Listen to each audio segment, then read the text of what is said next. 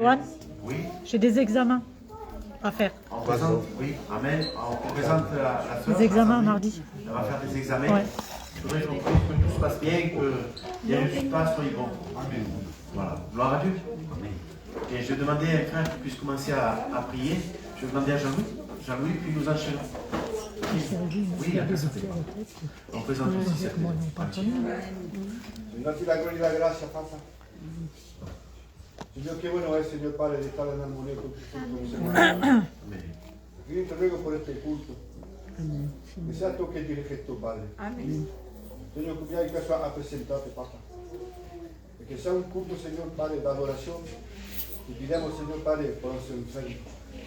Señor, tú sabes quién te necesita. Señor, hermana Sandrine, que espera el resultado, Papá. Amen. Que le buena una buena novedad, Padre. Padre, mira tener la hijo de los barcos, Señor. Señor, tú conoces. Bendice, entiende tu mano, Padre. Amén. Padre, quiero presentar a mi familia, mira qué pasa por el tuyo, Padre. Enviarlo el pelote de Cristo, Padre. Señor, aguarda a mis hermanos que están en la carretera. Amén. Señor, ahora que quiero presentar la alabanza, los cánticos. Señor, todo lo que se diga, todo lo que se haga, eso es solamente para tu gloria. Amén. Padre, quiero presentar ese que tú has escogido. A ti que le dé la palabra de vida, papá. Amén. Y si que estaremos de aquí con algo nuevo. Y a ti sea toda la gloria. En el nombre de Jesús. Amén. Amen. Que ton nom soit béni et glorifié, Seigneur Jésus. Mon âme te loue et te glorifie, mon roi. Seigneur, je te rends grâce, Seigneur mon Dieu. Seigneur, pour la semaine que tu nous as donnée, Seigneur Jésus. Seigneur, merci, Seigneur mon Dieu, pour tout ce que tu as fait, Seigneur. Seigneur mon Dieu, chaque jour pour nous, Seigneur mon Dieu, pour toutes les bénédictions, Seigneur. Seigneur, merci, Seigneur mon roi, pour toute ta bonté, ta miséricorde, Seigneur, envers nous, Seigneur Jésus. Seigneur, je voudrais te présenter, Seigneur mon Dieu, mon roi, aussi avec mon frère, Seigneur, ce culte, Seigneur mon Dieu, ce culte d'adoration, Seigneur. Seigneur, afin qu'il soit dirigé par ton esprit, Seigneur mon roi. Seigneur, bénis-nous, Seigneur mon roi. Nous avons besoin d'une parole de toi, Seigneur mon roi. Seigneur, que tu puisses oindre le serviteur, Seigneur, d'une manière particulière, Seigneur mon Dieu. Donne-lui les paroles, Seigneur, que nous puissions les comprendre, Seigneur, et les mettre en pratique, Seigneur. Seigneur, je voudrais te présenter aussi, Seigneur, la chorale, Seigneur, les musiciens, Seigneur, qui puissent être en harmonie, Seigneur mon Dieu, qui puissent, Seigneur mon Dieu, Seigneur, chanter à ta gloire, Seigneur, chanter de tout leur cœur, Seigneur mon Dieu, et jouer, Seigneur mon Dieu, de tout leur être d'un zèle, Seigneur mon Dieu, qu'ils soient pris d'un zèle, Seigneur mon Dieu, pour pouvoir te servir, Seigneur mon Dieu.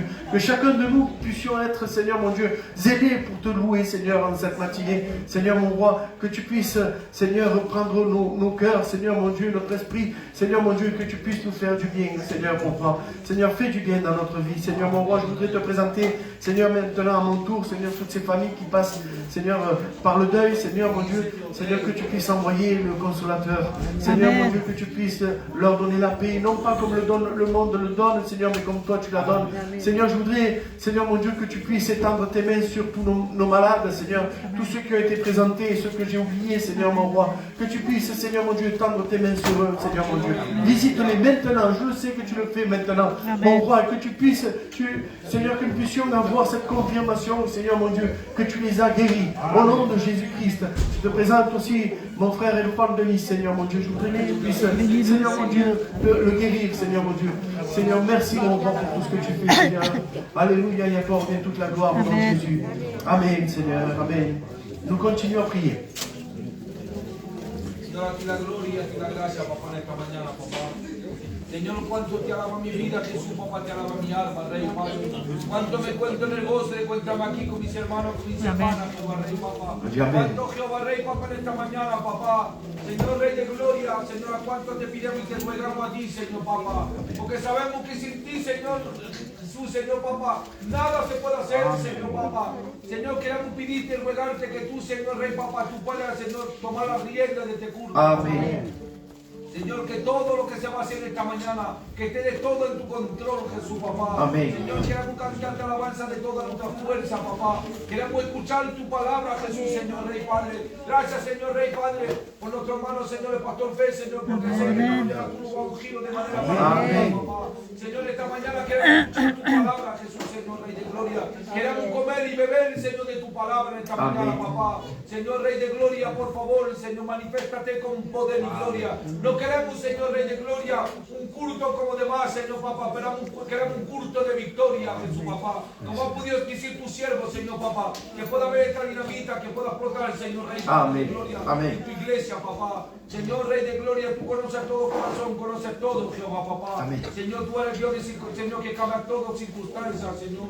Tú conoces a los enfermos que te hemos presentado, papá. Sabemos tú que vas a poner tu mano santa, que va a arrancar Amén. todo Au malestar, nom de papá. Jésus, amén. Señor, Rey de Gloria, ¿cuánto queremos presentarte, Señor, papá? Nuestro hermano Juan de Elisa, Señor, Rey de Gloria. Pon tu mano santa, Señor. Amén, amén. Señor, también quiero presentarte la familia de nuestro hermano Juan de la Chata, Sí, Señor, amén. Señor, por favor, tú ves esos momentos difíciles, Señor, Rey, papá. Arranca toda angustia, Señor, Rey de Gloria. Bendice, Con la Señor. paz, Señor, aquel paz que nadie de este mundo puede entender, Señor, papá. Aquel paz que tú das, Jesús, Señor, Rey de Gloria. Aquel gozo de salvación, papá. Que bueno esta mañana de despertar, Señor. Que adorar tu santo nombre, Jehová, Rey, Louange papá. a ton Saint Qué nom, bueno de Jésus. poder hablar y conversar contigo, Jehová, Rey de Gloria. Amén. Te adoramos y te glorificamos esta mañana, Jehová, Rey, papá. Porque eres tú, Señor, digno de alabanza. Eres digno de adoración en esta mañana, Jehová, Rey de Gloria. Amén, Señor. Te adoro y te glorifico, Rey, papá. Te louons, Seigneur. Aleluya, aleluya. Amen. Te quiero, Jehová, Rey. Amen, Seigneur. Que la chorale puisse aussi louer le Seigneur. Seigneur, nous voulons louer ton nom. Nous voulons te rendre grâce ce matin, mon roi. Nous se présentons devant toi tel que nous sommes, Seigneur, avec nos manquements, nos défauts. Seigneur, ce matin, je te supplie, mon roi, de se servir de ton serviteur. Amen. Qui puisse parler à ma vie en particulier. Amen. Et qui puisse parler à la vie de chacun d'entre nous. Amen. Seigneur, manifeste-toi grandement. Amen. Moelle-le de ton esprit, mon roi, comme tu le fais chaque fois. Pour que ta parole soit transmise dans nos cœurs. Oh Jésus, je te supplie pour ceux qui ont eu un problème hier, pour le petit-fils d'Emmanuel, Amen. Seigneur, que tu le gardes, mon roi. Amen. Pour la fille de Louis, Seigneur, que tu la gardes aussi, mon sauveur. Amen. Seigneur, garde ces enfants devant toi, mon sauveur. Amen. Merci Jésus, parce que je sais que tu es là. Tu es venu avant nous parce que tu es le premier chaque fois, Seigneur. Amen. Merci parce que tu es là et que tu vas nous bénir chacun d'entre Merci, nous. Seigneur. Dirige toutes choses, mon sauveur. Amen. Et s'il y a les chrétiens qui viennent, Seigneur, je te supplie au nom du Christ, garde-les de tout accident. Merci. Merci, Seigneur, parce que je sais qu'on va se réjouir dans ta parole. On va passer un bon moment devant toi. Amen. Merci, Seigneur. Amen, Seigneur. Amen. Amen, Seigneur. Louange à ton Saint-Nom, Jésus.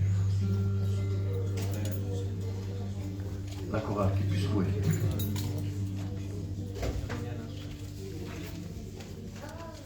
Señor, la gloria es tuya, Señor.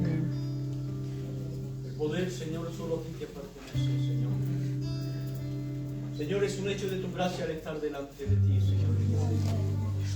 Señor, al igual vinimos cargados, llenos de problemas, Señor. Señor, y pero en esta mañana te ruega mi vida, mi alma, Señor. Señor, que tú no puedas hacer de mí eso. Amen. Padre, en el nombre de Jesús. Amen, Seigneur. Señor, quiero presentarte en esta mañana a tu iglesia, a tu pueblo, Dios mío. Amen. Señor, tú sabes, Dios mío, de qué forma, de qué manera, Señor, y cuál es el estado de nuestra vida, Señor, en esta mañana. Señor, vengo a pedirte, Señor, un renuevo para tu iglesia, Au nom de Jésus, Amen. para que te manifiestes tú, Señor, y te glorifiques tú. Bendice tu siervo, Señor, en esta mañana. Permita que tu palabra, Señor, como ha dicho anoche, que pueda ser una dinamita dentro de nosotros. Amén. Aleluya. Amen. Por favor, te lo suplica mi vida, Señor. No queremos consejo humano, queremos un consejo que venga de ti. Dice, Amén. aleluya. Glorifícate, Señor, en esta Amén, mañana. amén. Pon disponible en mi vida a poder escuchar tu palabra, a poder cantarte alabanza. Señor, llénanos de ti, Señor, en esta mañana. Señor, que la unción, Señor, Dios mío, pueda verse, pueda notarse, Señor. Amén, Amén. Que aleluya. tu gloria sea notoria, Sí, Señor. Señor. Amen. Señor, tú no miras la cantidad, tú miras la calidad de la persona, Señor. Tú miras el corazón, Señor. Por eso venimos delante de ti.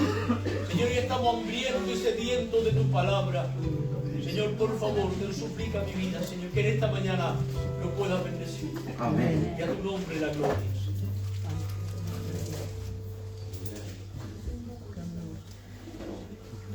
Que les sœurs se sentent libres aussi de prier le Seigneur.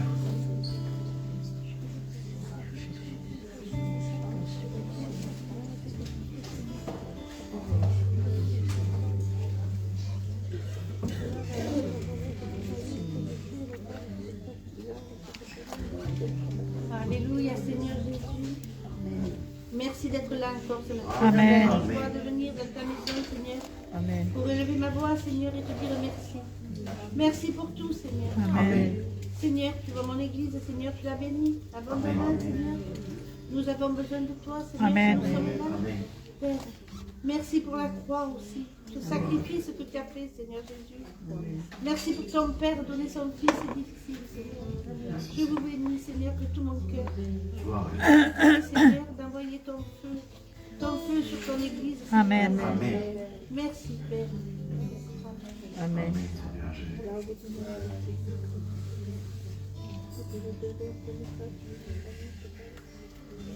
Je te rends grâce ce matin, Seigneur. Et je te remercie, Seigneur, d'avoir permis que je sois là pour entendre ta parole, Seigneur. Merci, Seigneur, pour le serviteur fait qui va apporter ta parole, Seigneur. Merci pour mon pasteur, pour Joanne et qui connaît aussi, qui sont tes serviteurs, Seigneur. Je te remercie, Seigneur, pour cette semaine, Seigneur, pour ces bénédictions que tu m'as accordées, Seigneur, et qui a mis la joie dans mon cœur. Je te remercie, Seigneur, aussi, parce que je ne suis rien sans toi, Seigneur, et je sais que c'est toi qui donnes la vie. Je veux tout faire pour te plaire, Seigneur, pour partir avec toi, Seigneur. Je te remercie, Seigneur, pour cette grande famille que tu m'as donnée, Seigneur, pour tous ces frères et sœurs, Seigneur, que tu puisses les bénir, Seigneur, que tu puisses leur accorder ce que leur cœur désire, Seigneur. Merci, Seigneur. Gloire à ton nom, Seigneur. Amen. Amen. Amen.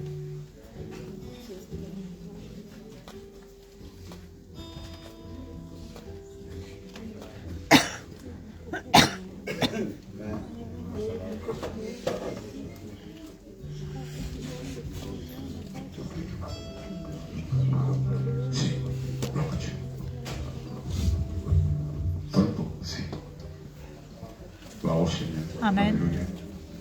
Écoutez, nous allons chanter un cantique et puis après je laisse place à l'étudiant qui nous débute dans les cantiques en attendant parce qu'il y a toujours des fainéants qui se lèvent un peu plus tard. Et ils viennent, ils viennent lorsqu'ils viennent. Gloire à Dieu. Amen. Nous allons chanter ce cantique, Kalita Kumi. J'aimerais que celui qui le connaît le chante bien fort avec moi, pour la gloire du Seigneur. Alléluia.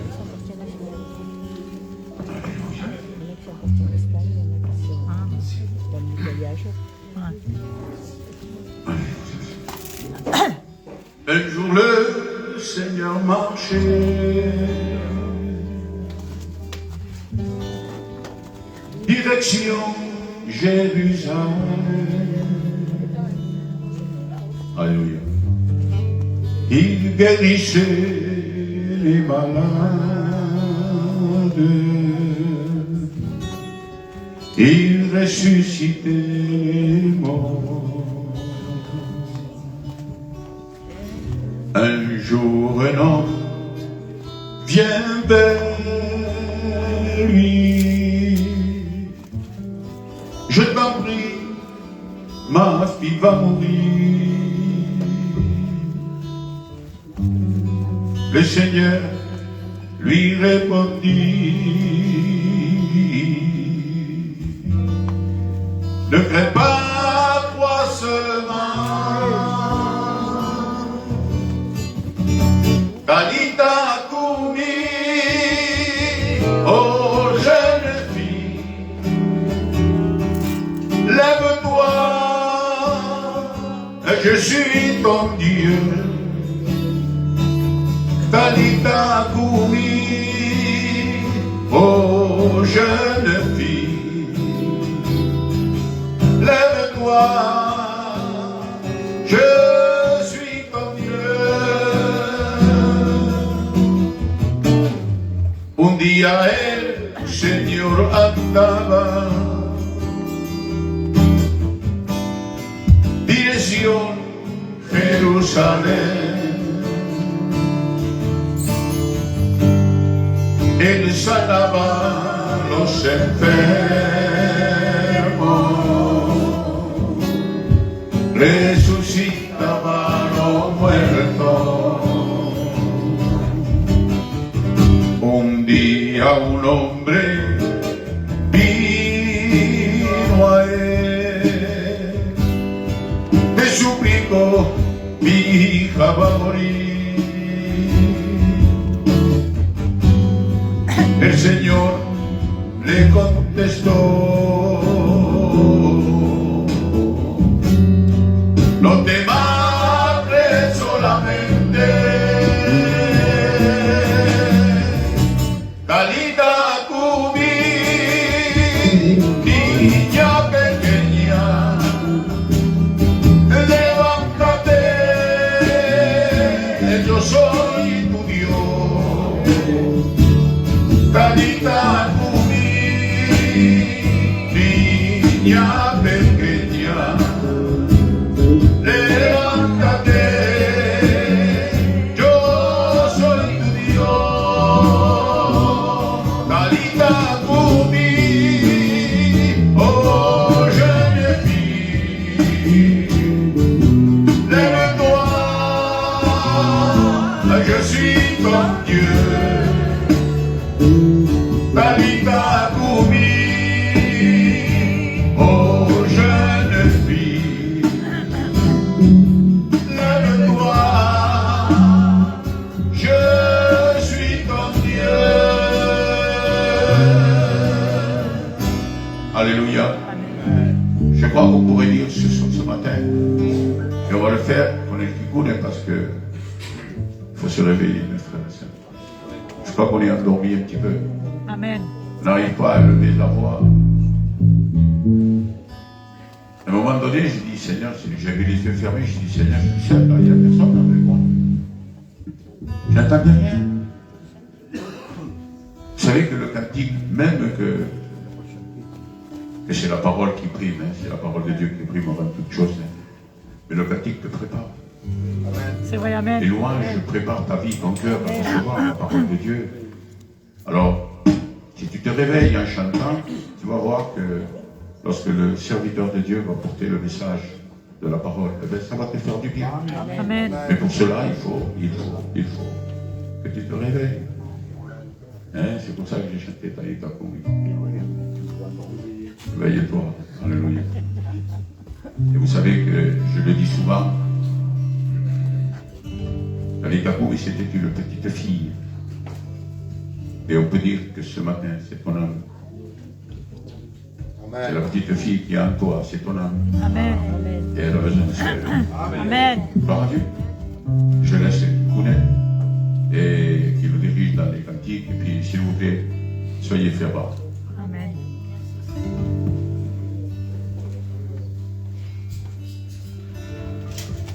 Amen, alléluia. Vous m'entendez bien? Amen. Amen. Que Dieu vous bénisse, Église de Dieu. Bonjour à tous que je n'ai pas vu.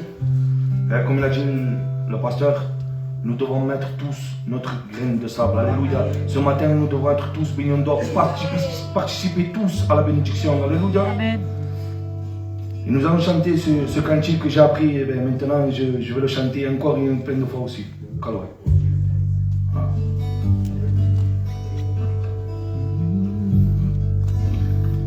Ne te dis pas, c'est trop dur pour moi, je n'y arriverai pas.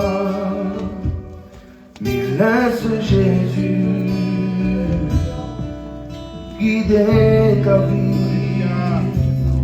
Ouvre la porte de ton cœur, mon ami. Tu auras ainsi la vraie vie. Il t'aime tant, il s'est donné lui-même à Golgotha. Ses pieds, ses mains percées, son corps est transpercé, et sa voix arrachée, oui, pour toi. Ne refuse pas l'appel du roi des rois. Accepte-le maintenant comme sauveur. Il désire aujourd'hui de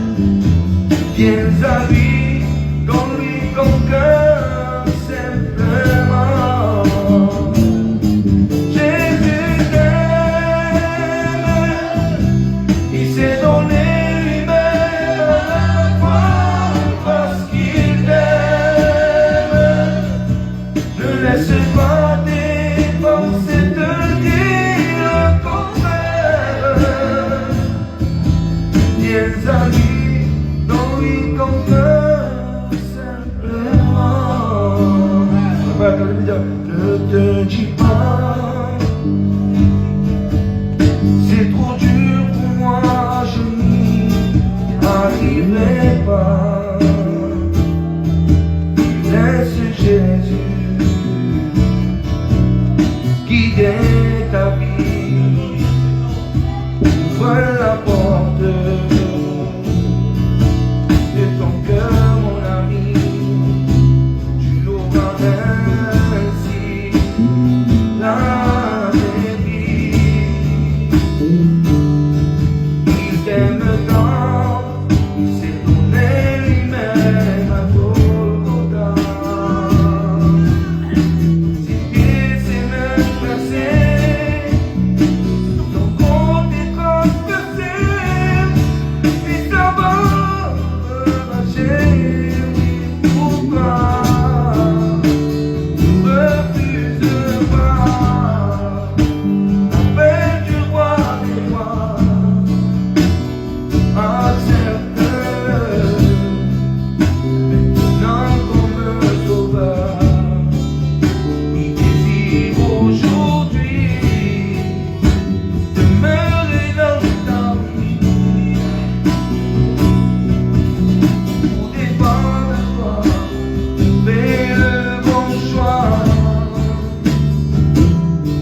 Jésus t'aime, il s'est donné lui-même à la croix parce qu'il t'aime. Ne laisse pas tes pensées te dire le contraire. Viens à lui, donne-lui ton cœur simplement. Jésus t'aime, il s'est donné lui-même à la croix parce qu'il t'aime. Ne laisse pas tes pensées te dire le contraire. Viens à lui, donne-lui ton cœur simplement. Ta gloire, Alléluia, si Seigneur, et de gloria. Amen. fais descendre ta gloire, fais descendre ta gloire. Fais descendre ta gloire, fais descendre ta gloire. Fais descendre ta gloire, fais descendre ta gloire. Gloire à Dieu. Alléluia, si Seigneur, Amen.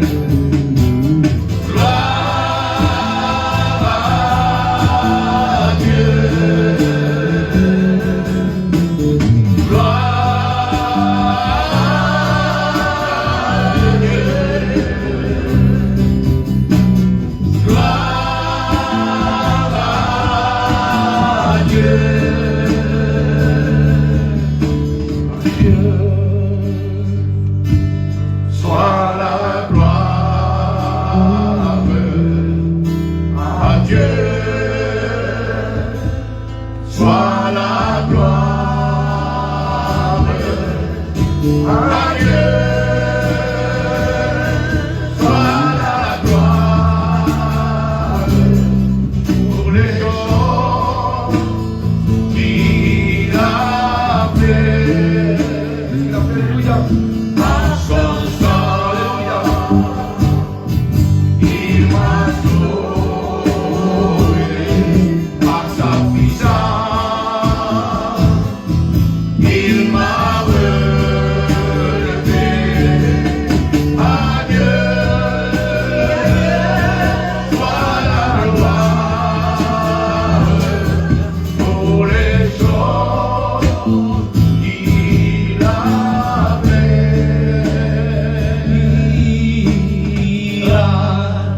Que está sentado en el trono, que vive para siempre y siempre, sea la gloria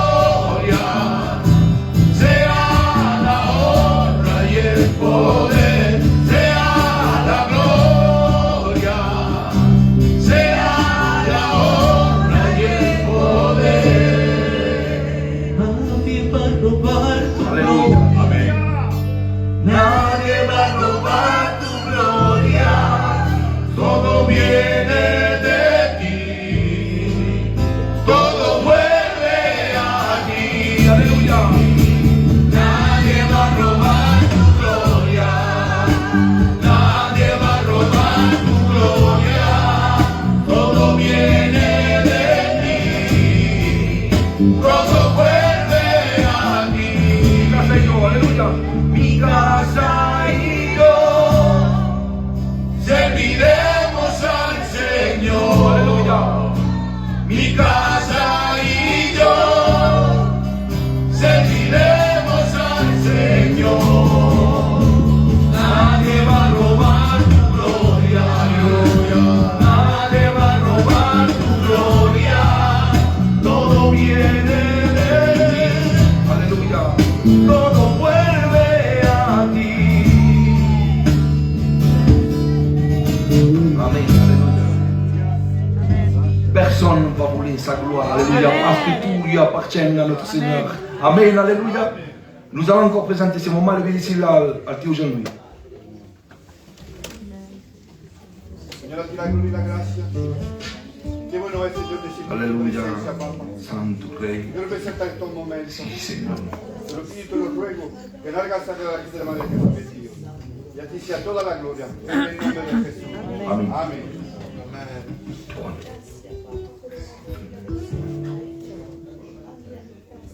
Vamos se nous par la fin, on va passer par le service d'offrande, l'église.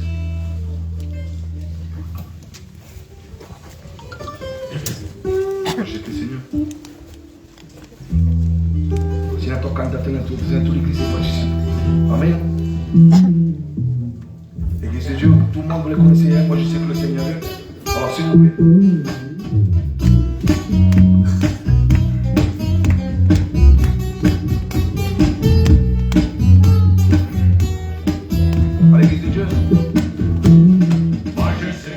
Seigneur est au milieu de nous, alléluia. Moi je sais que le Seigneur, l'église nous soutient tout va parler à ton cœur. Moi je sais que le Seigneur est au milieu de nous, gloire au Seigneur.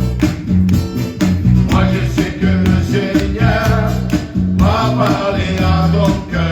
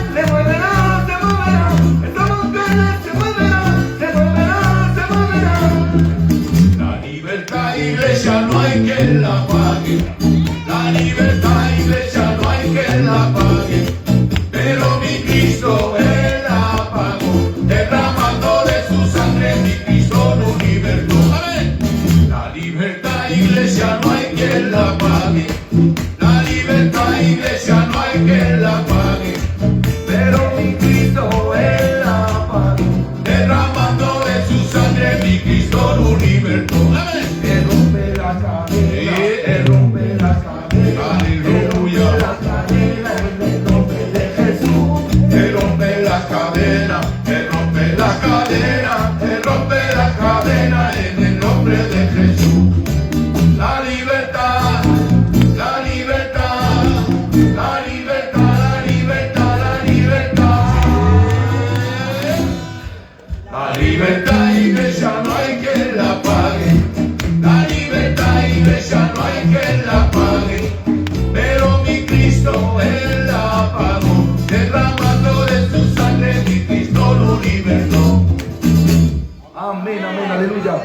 eu 180 euros pour la gloire de Dieu.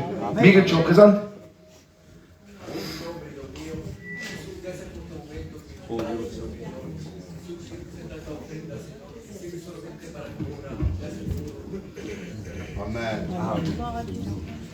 On va chanter le dernier cantique, on va laisser toute la place à notre frère. Et j'aimerais que c'est Joanne qui le chante, et j'aimerais qu'il chante. Je voudrais que tout mon être... Amen.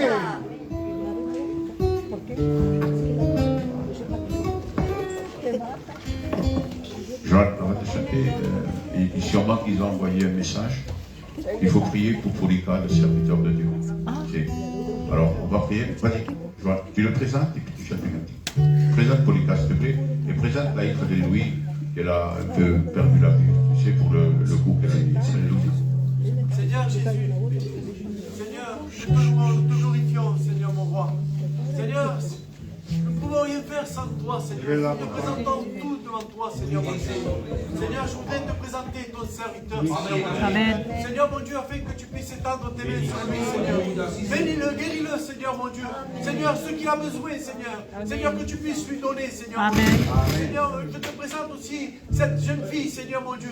Seigneur mon Dieu, qui a eu, Seigneur mon Dieu, un problème, Seigneur mon Dieu. Seigneur, et elle perd un peu la vue, Seigneur mon Dieu. Seigneur mon Dieu, Seigneur, comme tu lui as fait à Bartimée, Seigneur mon Dieu. Amen. Lui rendre la vue, Seigneur. Amen. Au nom de Jésus-Christ, notre Sauveur. Amen.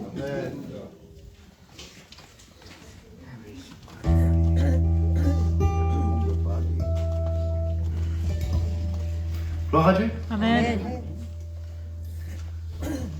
Amén.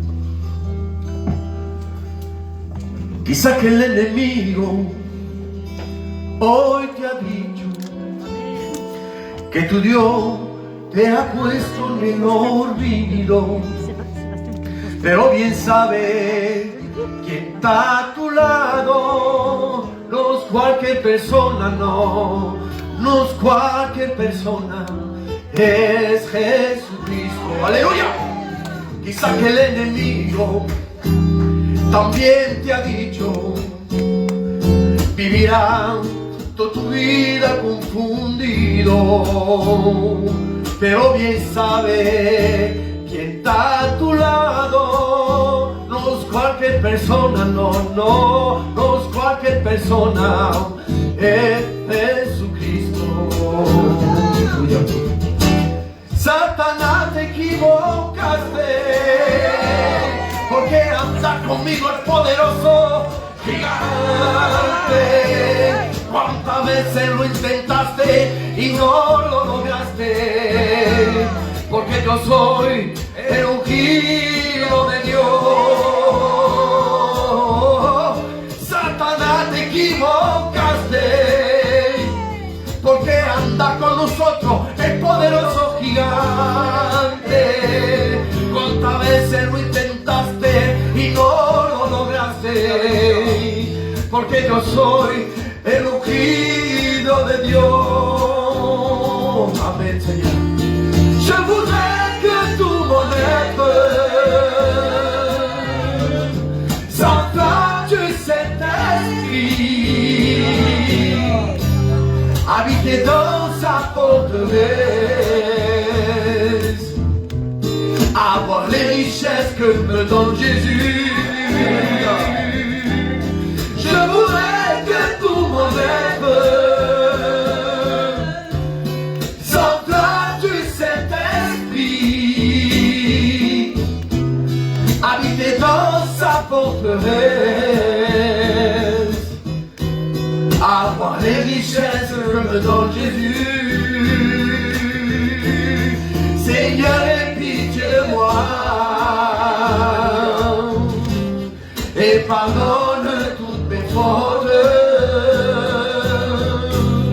car je ne suis rien sans toi. Quelqu'un de poussière dans ce monde infidèle, oh, mes péchés, et on ne peut pas insulter, flageller, crucifié en ciel et terre, pour me donner la vie éternelle. pour nos péchés. Il en fait pas insulté, flagellé, crucifié entre ciel et terre, pour nous donner la vie éternelle. Levez toute la table avec moi. Seigneur, aie pitié de moi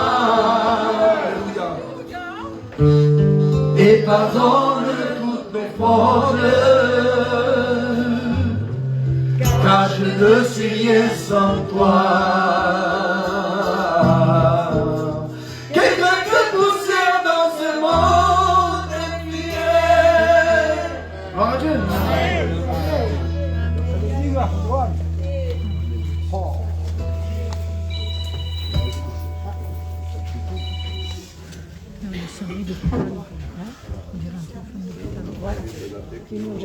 C'est ça.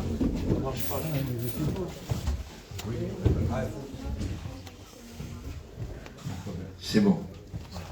Merci à Dieu, que Dieu soit béni, que Dieu soit glorifié. Merci au Seigneur pour la grâce de Dieu qui nous est encore donnée ce matin, de se réunir et de pouvoir écouter le conseil de Dieu, sachant que Christ est en train de revenir. Il est maintenant urgent de venir à Dieu. Amen. De s'approcher de Dieu, de pouvoir glorifier le Seigneur. Je pense que c'est un mot d'ordre aujourd'hui. Vous savez, il y a dans la parole de Dieu ce qui est appelé la révélation de la parole de Dieu. Et ce que nous avons besoin aujourd'hui, c'est la révélation de la parole de Dieu. Amen. La Bible dit qu'il n'y a pas de révélation, chacun fait ce qui lui plaît. Amen. C'est un temps où les juges ont connu que chacun lui faisait ce qu'il lui semblait bon de faire. On ne se comportait plus selon ce que la parole demande, on ne se comportait plus selon ce que Christ demande, mais chacun faisait comme il lui semblait bon.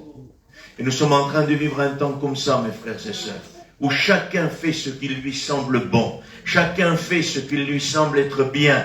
Et nous avons besoin de revenir à la parole de Dieu. Amen. Je pense qu'il est temps maintenant, rapidement, de pouvoir annoncer le message de Dieu, ce message qui prépare l'Église, ce message qui avertit l'Église de Jésus-Christ.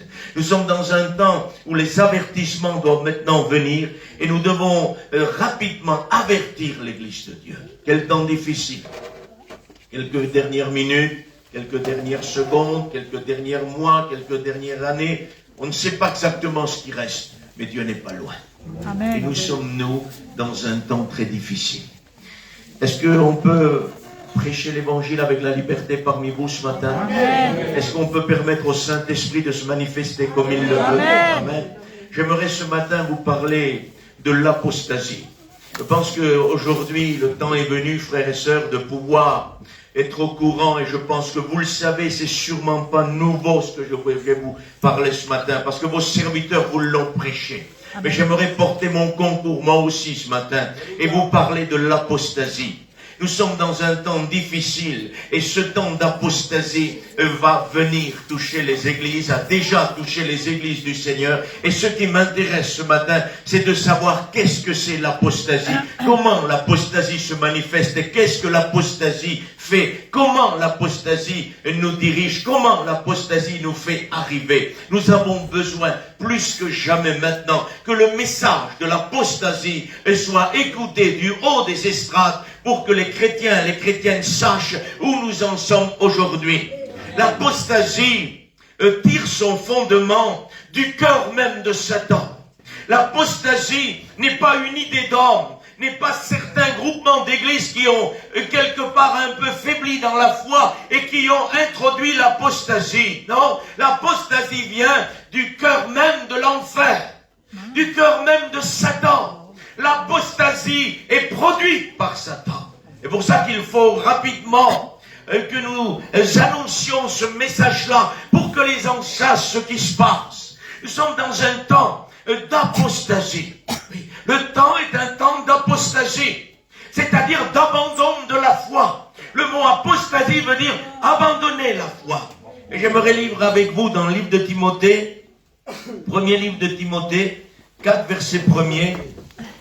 Mais l'Esprit dit expressément que dans les derniers temps, quelques-uns abandonneront la foi pour s'attacher à des esprits séducteurs et à des doctrines de démons, par l'hypocrisie de faux docteurs portant la marque de la flétrissure dans leur propre conscience. Amen. Amen. Que Dieu soit béni. Seigneur, nous te remercions de ce que ta parole va être prêchée ce matin. Amen. Nous te disons merci de ce que, Seigneur, tu bénis. Te disons merci de ce que tu vas nous révéler. Amen. De ce que tu vas nous parler ce matin. Des pièges, des astuces de Satan. Tu vas nous révéler, Seigneur, et mettre devant nos yeux la réalité d'une apostasie certaine est un grand avertissement pour nous ce matin. Amen. Seigneur, avertis-nous. Et Seigneur, bénis-nous. Et si nous sommes dans les liens de l'apostasie, viens nous en retirer. Je t'en supplie ce matin, pour la seule gloire de ton nom. Merci Jésus, et que Dieu en soit béni. L'Esprit dit expressément, ça veut dire l'Esprit dit d'une manière précise, que dans les derniers temps, quelques-uns vont apostasier, c'est-à-dire abandonner la foi. Et j'aimerais ce matin que nous comprenions que quelqu'un qui apostasie, ce n'est pas quelqu'un qui va quitter l'église. Certains croient que parce que nous sommes apostates, nous ne viendrons plus à l'église. Non. L'apostasie, c'est un piège plus subtil que ça. L'apostate demeure dans l'église. L'apostate demeure derrière un foulard. L'apostate demeure derrière un chant, derrière un témoignage, derrière une prédication. Oui, il y a des serviteurs de Dieu qui sont apostates. Il y a des chanteurs qui sont apostates. Et il y a des chrétiens qui sont apostates. Aujourd'hui, on ne peut plus toucher. Les gens ne veulent plus écouter que vous parlez d'apostasie et dans le corps ministériel. Pourtant, la Bible montre et révèle qu'il va y avoir des ministères apostates. Et il faut que nous fassions attention à ces ministères apostates. L'apôtre Paul de Pierre dit, il y a eu de faux prophètes, il y aura parmi vous de faux docteurs. Et nous voulons connaître aujourd'hui tout ce qui se passe au sein même de l'Église de Dieu. Nous voulons être au courant des ruses de Satan. Nous voulons être au courant parce que l'Esprit dit d'une manière précise. Ça veut dire qu'il ne se trompe pas et il précise bien que l'apostasie se trouve au cœur même de ceux qui professent être des enfants de Dieu. Que Dieu en soit béni. Le rétrograde va sortir de l'Église, va pécher, va être capable d'aller jusque dans le bourbier du péché peut-être. Comme le fils prodigue est sorti et qui à un moment donné, il a tout dilapidé ses biens, ses richesses qu'il avait. Il a tout dilapidé. Et à un moment donné, il n'avait plus rien. Il a tout dilapidé, il n'avait plus rien, même pas pour manger. La Bible dit qu'il aurait bien voulu se rassasier des carouches que mangeaient les pourceaux. Ça veut dire qu'il était réduit à un niveau bien bas, si vous voulez. Les pourceaux, c'est l'impureté. Et tout ce qui touche au pourceau, c'est toujours l'impureté dans la parole de Dieu. C'est-à-dire qu'il était tombé bien bas. Il aurait pu se contenter de très peu de choses, alors qu'il avait de grandes richesses avec Dieu. Un rétrograde qui sort de l'église. Mais que Dieu soit béni. Et que Dieu fasse que dans les derniers moments, dans les dernières secondes, les rétrogrades reviennent à la maison. Parce qu'à un moment donné, il rentre en lui-même. Dans cette situation, quand il était au plus bas, il rentre en lui-même et il se souvient. Et pour rentrer en soi-même, quand on est arrivé à ce niveau-là, il faut une action du Saint-Esprit. Et là, le Saint-Esprit était là. Et il est rentré là. Et il lui a parlé. Il a dit, dans la maison de ton Père, il y avait du pain en abondance. Et puis là, il rentre en lui-même. Et dit, j'ai péché contre le ciel et contre Dieu lui-même. Je ne suis pas digne. Un véritable repentant se voit indigne. Pardonnez-moi. On voit des repentances d'apparence aujourd'hui où il n'y a pas, si vous voulez, cette position de cœur comme le fils prodigue.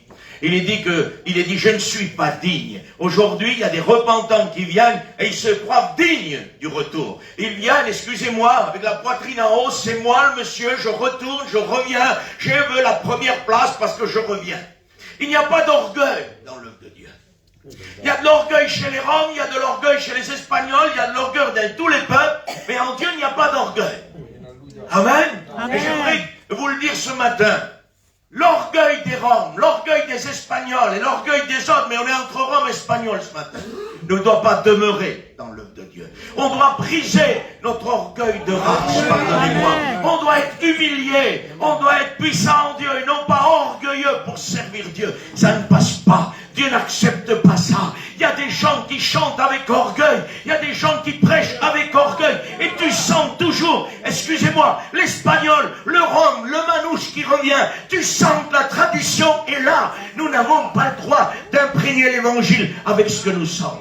Amen. Que Dieu te bénisse, l'espagnol, je suis rhum, que Dieu nous bénisse. Amen. Amen. Je ne renie pas ce que je suis, comprenez ce que je suis. Mais la Bible dit que quand nous venons à Christ, quand quelqu'un naît de nouveau, il perd son identité raciale. Il n'y a plus de juifs, il n'y a plus de grecs, il y a un seul corps en Christ. Nous sommes fatigués que chaque peuple amène son caractère qui est attaché à ce qu'il est dans l'œuvre de Dieu. Amen. Puis il y a des gens qui disent c'est normal, c'est des Espagnols, c'est des Roms, c'est leur style. Non, on n'a pas de style quand on prêche l'évangile. On a une onction. On a une parole de Dieu. Mais notre style doit mourir. Il n'y a pas un style espagnol, il n'y a pas un style rome. Il y a une vérité de Dieu. Amen. Il y a un style qui vient du Seigneur. Et on ne peut pas se permettre de dire style. Non, c'est une onction. C'est un mouvement de l'esprit. Un mouvement qui vient de Dieu. Et nous sommes aujourd'hui fatigués de servir Dieu avec ce que nous sommes, avec notre caractère, avec notre imprégnation de notre peuple, de ce que nous sommes. Il est temps de changer. Les choses anciennes sont passées. Aujourd'hui, toutes choses sont nouvelles. Voilà comment on doit servir Dieu, avec des choses nouvelles. Amen. Celui qui volait ne vole plus, travaille de ses mains. Celui qui était orgueilleux n'est plus orgueilleux, il est humilié pour travailler pour Dieu. Amen. Et tu peux rajouter toute ta vie et ma vie derrière. Il y a une transformation. On amène notre personnalité dans l'œuvre de Dieu. Et c'est une racine d'apostasie, ça. Parce que dans l'apostasie, on ramène toujours le caractère de l'homme dans la démonstration qu'il veut donner venant de Dieu. La seule démonstration véritable que nous acceptons, c'est la puissance de l'Esprit. Amen. Nous ne voulons rien d'autre que la puissance de l'Esprit. Est-ce que nous le voulons? Est-ce que nous voulons vraiment s'éloigner de cette racine d'apostasie? Parce que apostasier, c'est abandonner, se détacher. Et il faut, la Bible dit, que le principe de l'apostasie vienne et qu'ensuite l'Église soit enlevée. Mais il faut d'abord que l'apostasie paraisse. Il faut qu'elle paraisse. Et nous ne voulons pas écouter. Il y a des églises qui ne veulent pas que tu prêches ça. Ils ne sont pas d'accord avec ça. Il dit non frère, nous sommes une église, nous ne sommes pas dans l'apostasie. Laisse-toi avertir. L'apostasie peut être dans ton foyer. L'apostasie peut être dans ton champ, dans ton ministère, dans ton message. Tu peux donner un message d'apostasie.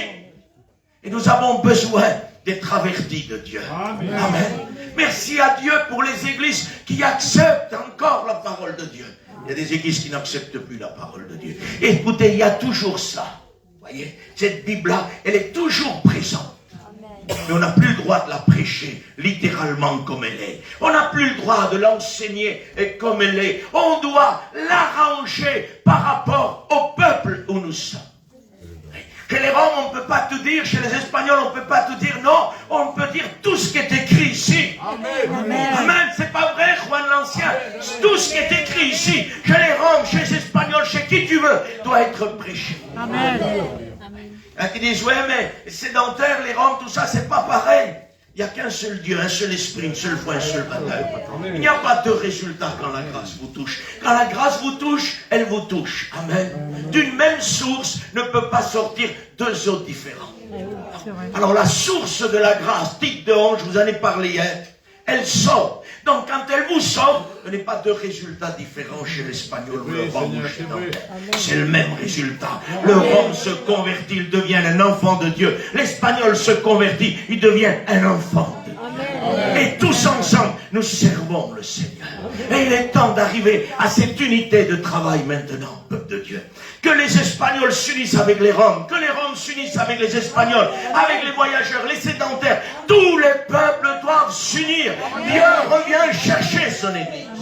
Il n'est pas le temps d'ouvrir 3 églises dans une même ville. On a 3 églises à Nîmes. Rome, espagnol, manouche et catalan. 4. Il est plus loin l'autre, il a 20 km, mais ça nous fait quand même 4 églises.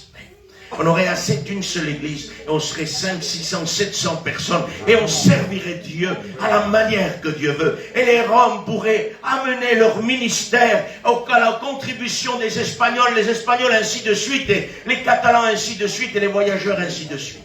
On est en train aujourd'hui de se séparer un peu. C'est discrètement fait, mais c'est le fait, ça le fait. Ouais, mais ça passe pas avec la parole de Dieu. Il y a quelque chose qui passe pas par la porte, ça accroche. Quand on veut discrètement se séparer, ça accroche, ça passe pas à la porte. Ouais. Et il faut que ça passe, vous comprenez. Et les dimensions sont là. La hauteur, la largeur, la profondeur, tout est là. Et c'est là les dimensions. Et il n'y a pas d'autres dimensions. L'apostasie est en train de sévir dans les églises. Elle ne regardera pas d'espagnol. Elle ne regardera pas ce que je suis. Elle viendra toucher. L'apostasie, il le dit d'une manière précise que dans les derniers temps, nous y sommes. Nous sommes dans les derniers temps.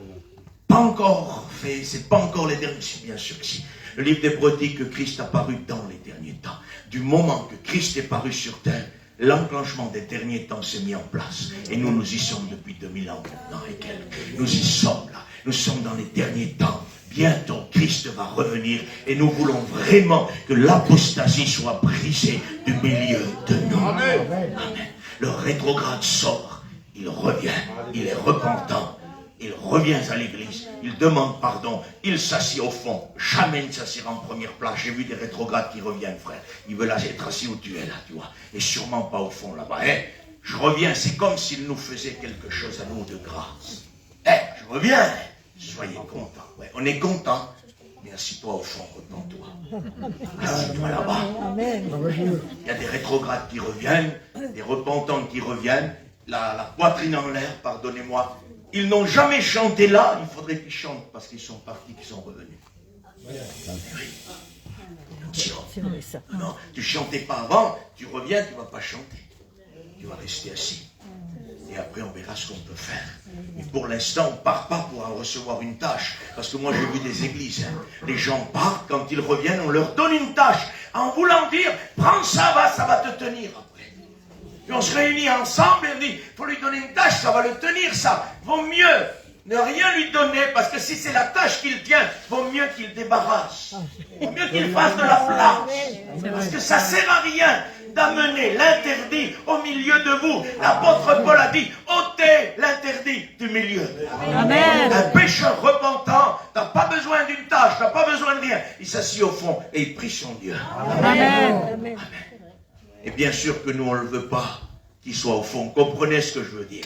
Mais c'est ce que le Fils prodigue dévoile ici. Il dit, je reviendrai, je demanderai pardon au ciel et à Dieu, et à l'Église, et à mes frères, et à mes sœurs, parce que j'ai péché contre l'Éternel. Et je reconnais mon état, et je suis un pécheur. Ça, c'est le rétrograde, ça. L'apostate, tu ne le trouveras jamais dehors, à côté du Fils prodigue. Jamais de la vie. Parce que l'apostate reste dans l'Église. Et c'est pour ça que c'est un piège satanique venu du cœur de Satan, l'apostasie. Parce que l'apostasie fait laisser les gens dans l'église et quelques années ou mois après, ils deviennent un instrument de Satan. Attention, les apostates deviennent des instruments sataniques dans la main de Satan pour terroriser, pour abattre le spirituel dans l'église de Dieu.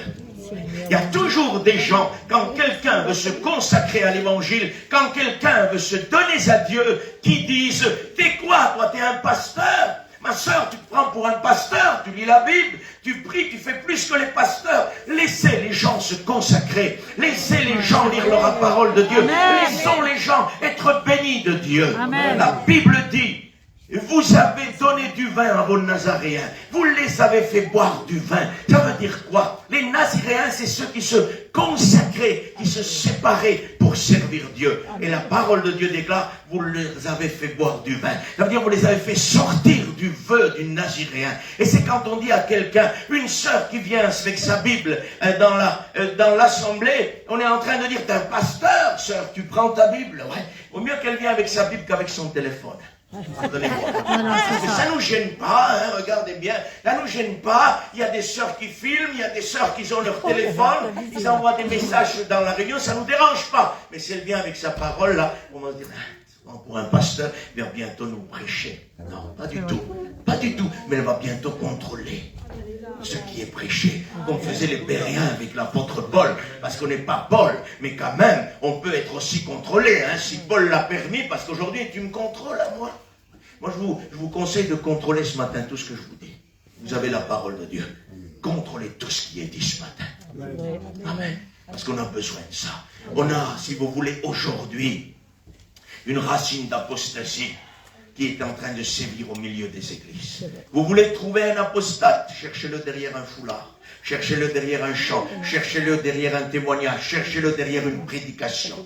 Parce qu'un apostate est derrière tout ça. Oui, un apostate, c'est quelqu'un qui s'est détaché de Christ et qui se rattache à autre chose. Attention, apostasier, c'est se détacher de Jésus. Et pour quelle raison? Pour aller s'attacher au péché? Non, ça serait trop subtil ça. On ne permettra pas que quelqu'un qui vit dans le péché vienne nous prêcher, ou vienne nous chanter, ou vienne nous témoigner. On ne le permettra pas. C'est pas vrai ça? Pas vrai, Juan? C'est la vie. Excusez-moi, on n'est pas plus que les autres, mais il faut un minimum. On ne peut pas faire de la grâce quelque chose qui va couvrir tous nos problèmes et nos difficultés. La grâce, c'est le salut en Dieu. Amen. C'est la vie en Dieu. C'est ce que la grâce permet, ce que nous faisons aujourd'hui. Parce que si on est chrétien, c'est à cause de la grâce. On ne permettrait jamais que quelqu'un qui vit dans le péché fasse quoi que ce soit dans l'église. Mais quand on ne le voit pas, et qu'il est camouflé derrière un foulard, derrière une prédication, derrière un pupitre, parce que le pupitre, c'est beaucoup aujourd'hui. Il y en a qui sont tenus que par le pupitre. Non, pas le pupitre qui doit nous tenir, nous tenons le pupitre. Amen. Ne l'oubliez jamais. C'est tout à fait différent. Ce n'est pas le pupitre qui nous tient, c'est nous qui tenons le pupitre. Amen. Ça veut dire que notre ministère, c'est lui qui fait du pupitre ce que le pupitre est. Un lieu redoutable où Christ parle au cœur de l'église. C'est nous qui faisons ça. Parce que quand tu viens sur l'estrade, quand tu viens au pupitre pour annoncer l'évangile ou chanter ou témoigner, c'est toute ta vie qui vient avec toi. C'est tout. J'aimerais vous le dire ce matin, c'est moi qui prêche, j'aurais été mon frère, il aurait dit lui de lui. Je suis là ce matin, je vous le dis. Je ne suis pas tout seul là ce matin. Il y a mon foyer qui est avec moi. Moi pas ton foyer, il n'est pas là, ouais, mais il ne vient pas tout seul un serviteur de Dieu. C'est ce que vous avez, le poids que vous avez chez vous, vous accompagnera quand vous bougez. Et si vous n'êtes rien chez vous, vous ne serez rien sur l'estrade.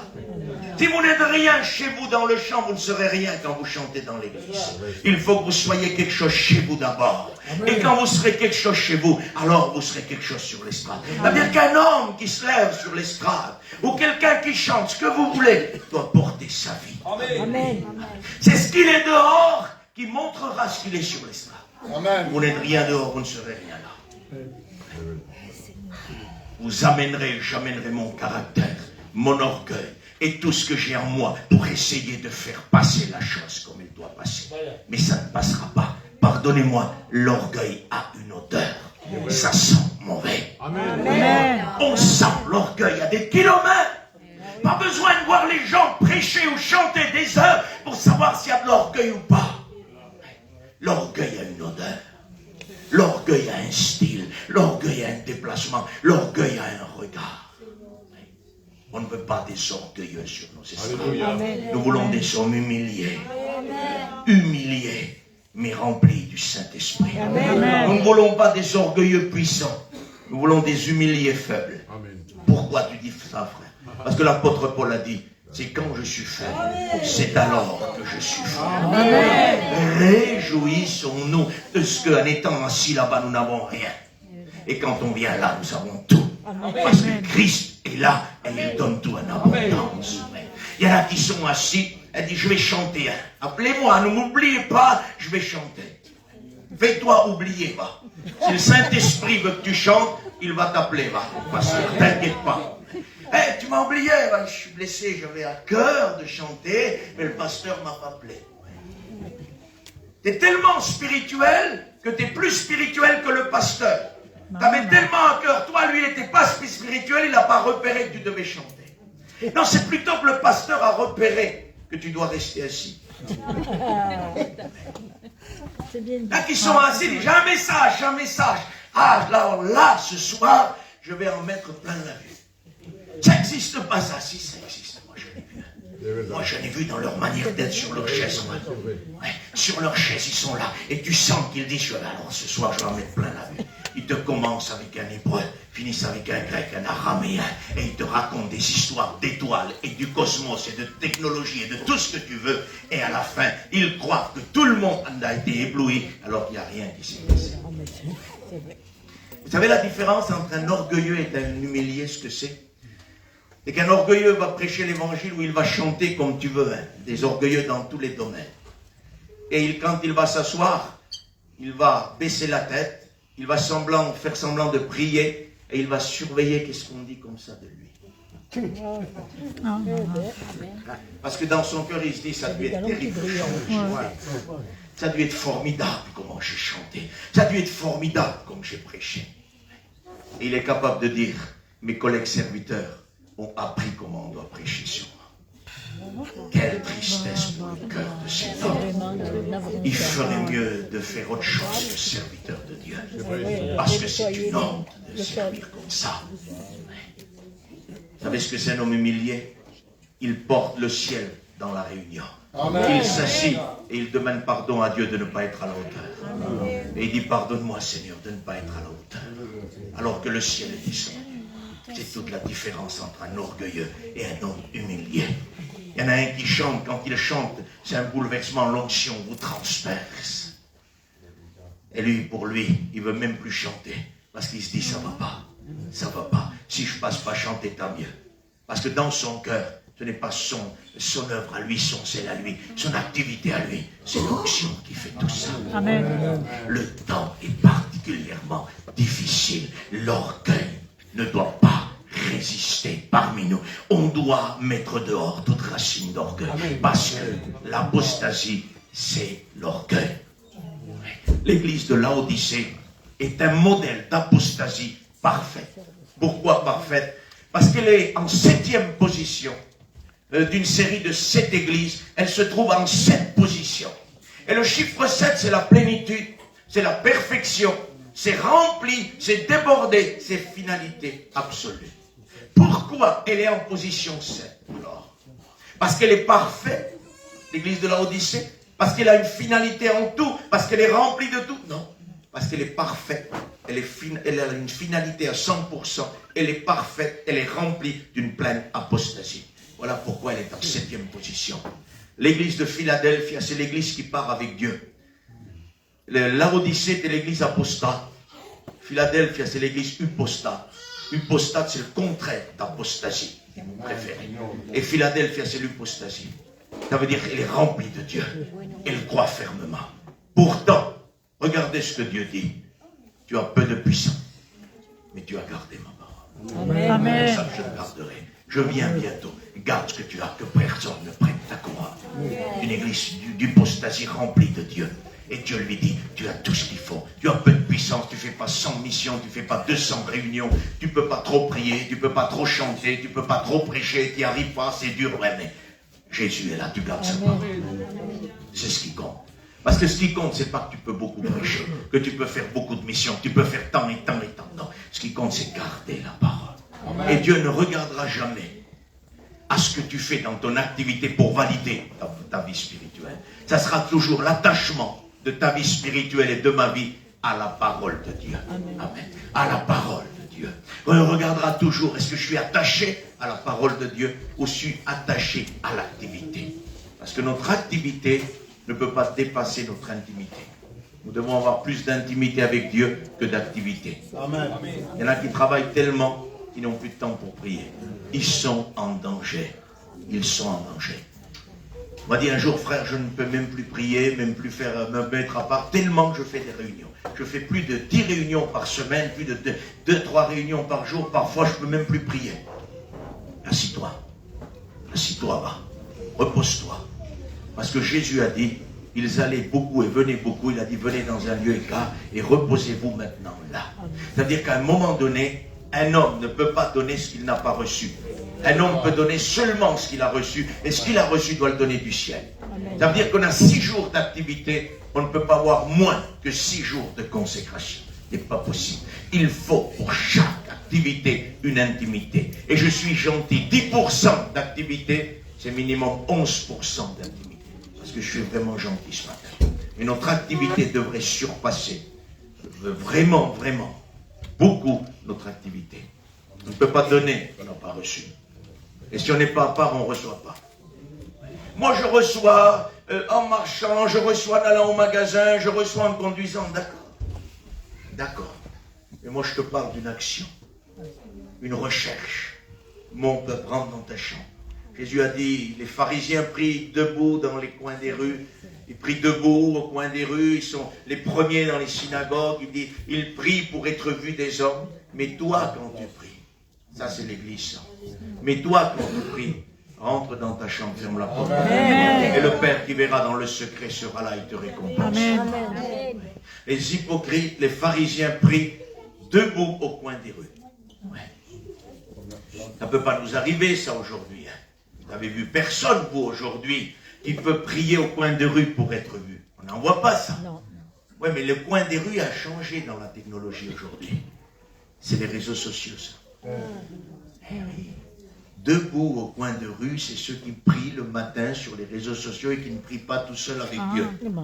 Ils allument leur caméra, prière pour le Seigneur, on va prier. Ils prient 5 minutes, ils éteignent leur appareil, ils ne le rallument plus jusqu'au soir à la 2e session de prière en plein réseaux sociaux. À la vue du monde entier, ils exposent leur prière.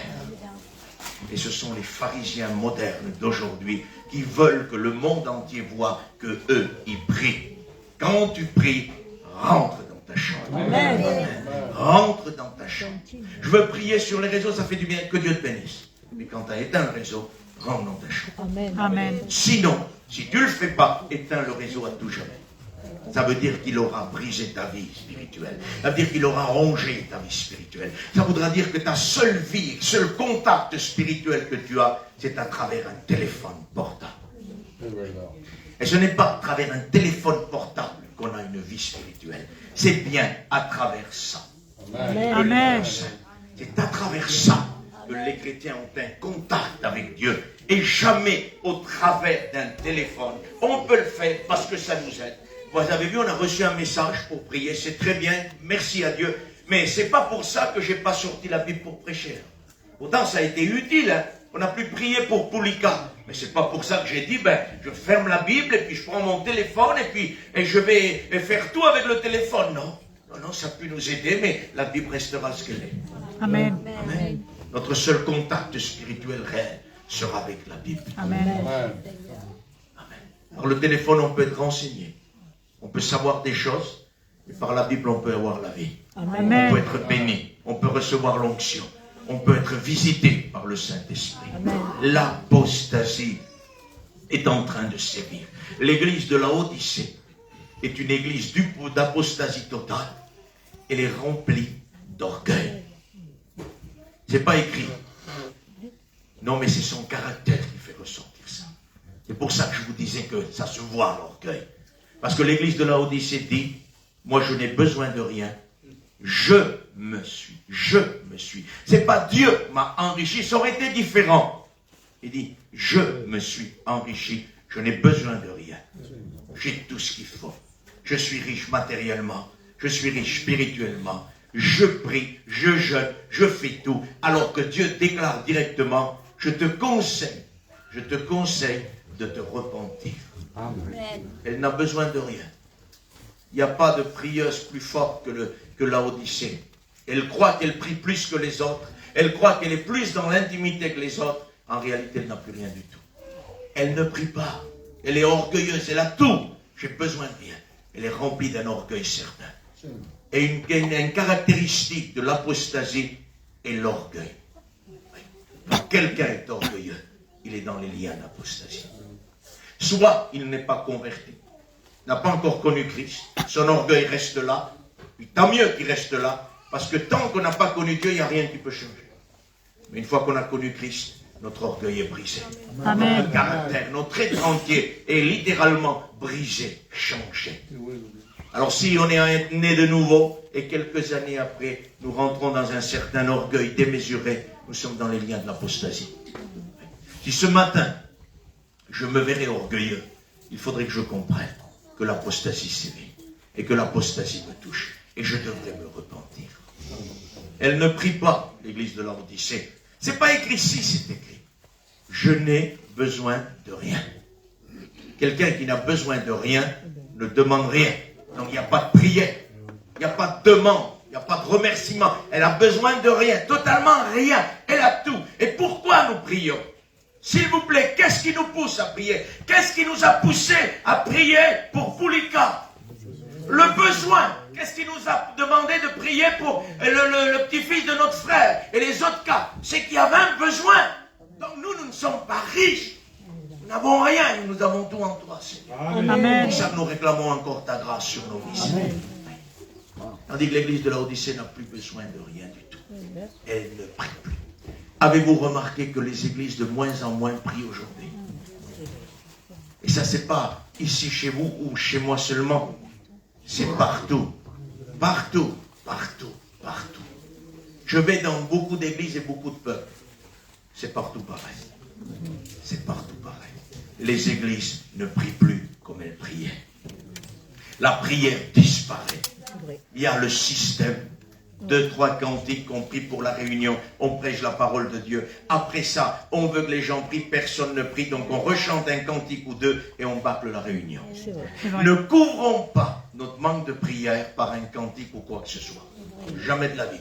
On ne prie pas, on prie pas, on prie pas, on fait un inventaire, on ne prie plus, qu'est-ce qui nous arrive, mais on ne couvre pas par un cantique, s'il vous plaît. Tu as des gens que quand tu as prêché dans leur église, parce que l'église ne prie pas, ils vont te camoufler ça avec un cantique, avec quelque chose, et on va pousser les gens dans une certaine émotion. Lève-toi de ta place, remercie Dieu, adore Dieu, alors que Dieu n'a pas demandé ça dans le message. Tu as un message pendant une demi-heure qui pousse les gens à se repentir. Tu as des gens qui se lèvent et disent Dieu te demande de l'adorer. C'est pas ce que Dieu a demandé. Alors si tu veux passer du temps, on pourrait lui dire, pasteur, si tu veux passer du temps à essayer de pousser l'église à adorer, fais-le, mais tu le fais pour rien du tout. C'est pas ce que Dieu a demandé dans le message. Dieu a demandé dans le message de se repentir, donc c'est ça. Après, tu as des messages où Dieu dit, adorez-moi, louez-moi. Dieu n'a pas de repentance à demander. Alors là, il me dit, Seigneur, on va te louer. Amen. Mais on ne fait pas, on ne déforme pas le sens de la parole au profit de notre ruine. Parce qu'on va devenir de plus en plus malheureux, pauvres, aveugle, misérable et nu. Elle n'a rien. La véritable condition de l'église d'apostasie, c'est pauvre, aveugle, misérable et nu. Il n'y a plus rien du tout. Plus rien du tout. Les caisses sont pleines, frère. Ouais. Laodicée avait les caisses pleines. Elle a subi un tremblement de terre, la ville de Laodicée. Elle a été détruite en partie. Et l'État voulait aider cette ville-là. C'est normal, vous voulez le porter une aide pour qu'elle se reconstruise. Elle a dit, nous n'avons pas besoin de vous, on peut se débrouiller tout seul, nous avons assez d'argent pour remonter la ville. Il y a des églises aujourd'hui qui n'ont plus besoin de Jésus, tellement la caisse est pleine, ils se débrouillent comme ils veulent, ils n'ont plus besoin de demander à Jésus du ciel de l'aide pour faire quoi que ce soit. S'ils veulent agrandir, ils agrandissent, s'ils veulent changer la moquette, ils changent la moquette, ils peuvent faire ce qu'ils veulent, ils n'ont plus besoin de Jésus. Nous avons besoin de Dieu. Amen. Une église qui n'a plus besoin de Jésus. Elle est pauvre, aveugle. Elle n'a plus de discernement spirituel. Elle est aveugle. Et la Bible dit, et puis, est-ce qu'on a le temps, Juan, ce matin, on peut continuer, les patates. J'aimerais vous lire un verset, si j'arrive à le trouver dans Ésaïe. Dans Ésaïe, il est dit, je vais essayer de le trouver.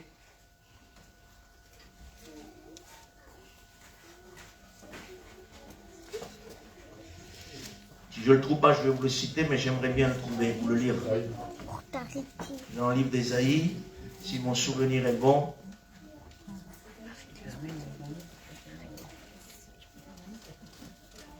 En tout cas, si je ne le trouve pas, je te le cite, je le connais. Il n'y a pas de souci, mais j'aimerais te le lire. Ça y est, il est là. Ésaïe 59 et le verset 9. C'est pourquoi l'arrêt de la délivrance est loin de nous. Le salut ne nous atteint pas, Nous attendons la lumière et voici les ténèbres. La clarté et nous marchons dans l'obscurité. Nous tâtonnons comme des aveugles le long d'un mur. Nous tâtonnons comme ceux qui n'ont point de yeux. Nous chancelons à midi comme de nuit. Et au milieu de l'abondance, nous ressemblons à des morts. Amen. Amen. Nous tâtonnons comme des aveugles. C'est l'état de l'église de Laodicée. Qu'est-ce que ça veut dire tâtonner? C'est essayer de trouver un mur pour ne pas tomber. Et aujourd'hui, on voit que dans l'église aujourd'hui, on est en train de tâtonner le long d'un mur. On ne voit plus rien spirituellement. Et on essaye de tâtonner sur le mur du système qu'on a appris pendant tant d'années. Quand on ne discerne plus rien, qu'on est aveugle spirituellement, eh bien on va chanter 2 cantiques, on va se tenir à ces 2 cantiques-là. Et puis on va avancer. Et puis on va se tenir à la prière après le cantique. Et on va se tenir à une certaine prédication. On va tâtonner notre système qu'on a appris pendant tant d'années.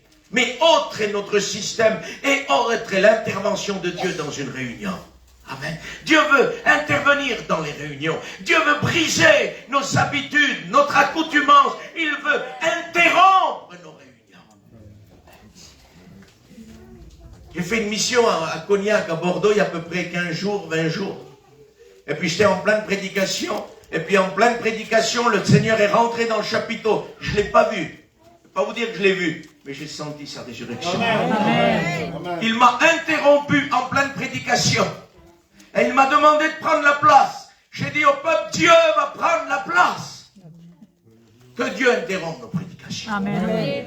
Nous ne sommes pas l'église de Laodicée qui doit frapper pour rentrer. La porte est ouverte, lui, il est le maître parmi nous. Il vient, il fait ce qu'il veut, quand il veut, où il veut et comme il veut. Amen. Il m'a interrompu. Et là, il a pris la place. Et à travers ça, après ça, Dieu a dévoilé de ce qui se passait. Pardonnez-moi l'expression, peuple du Seigneur. Mais je ne peux pas être plus poli que Dieu, moi. Vous comprenez ça? Il a dévoilé des esprits d'adultère, des esprits de souillure, plein de choses, le Seigneur a dévoilé. Est-ce que vous comprenez? Nous avons besoin que Dieu interrompe nos réunions et qu'il vienne prendre les choses en main. Vous savez ce qui s'est passé à la 2e réunion? Le pasteur est venu voir, il y a un serviteur de Dieu, il y a des chrétiens, que dans leur cœur, quand la réunion s'est faite, ils disaient le frère est bizarre. Ouais. Le frère est bizarre. Puis le frère, dans un cœur d'un autre, il disait c'est un menteur, c'est un trompeur, c'est du cinéma qu'il fait. Alors le frère me demande qu'est-ce qu'on fait? Il me dit tout de suite, moi je suis avec toi. Ne crois pas que je te dis ça parce que moi je suis avec toi, mais j'ai peur que beaucoup de gens, Satan leur a mis ça dans leur cœur. Il dit qu'est-ce qu'on fait? On en parle? J'ai dit on en parle. Je sais ce que je suis ne suis pas un menteur. Ne fais pas du diable. Je sais en qui j'ai cru. Alors on va le dire, je dis devant toute l'assemblée. Et puis là, le frère a pris la parole. Il a dit, voilà, tel frère a eu ça dans son cœur. Satan lui disait ça. Et sûrement beaucoup de personnes ont reçu ça. D'autres personnes disaient, moi aussi, ouais. Et puis là, on a compris que Satan ne voulait pas que la bénédiction se fasse. Et puis j'ai pris la place pour prêcher.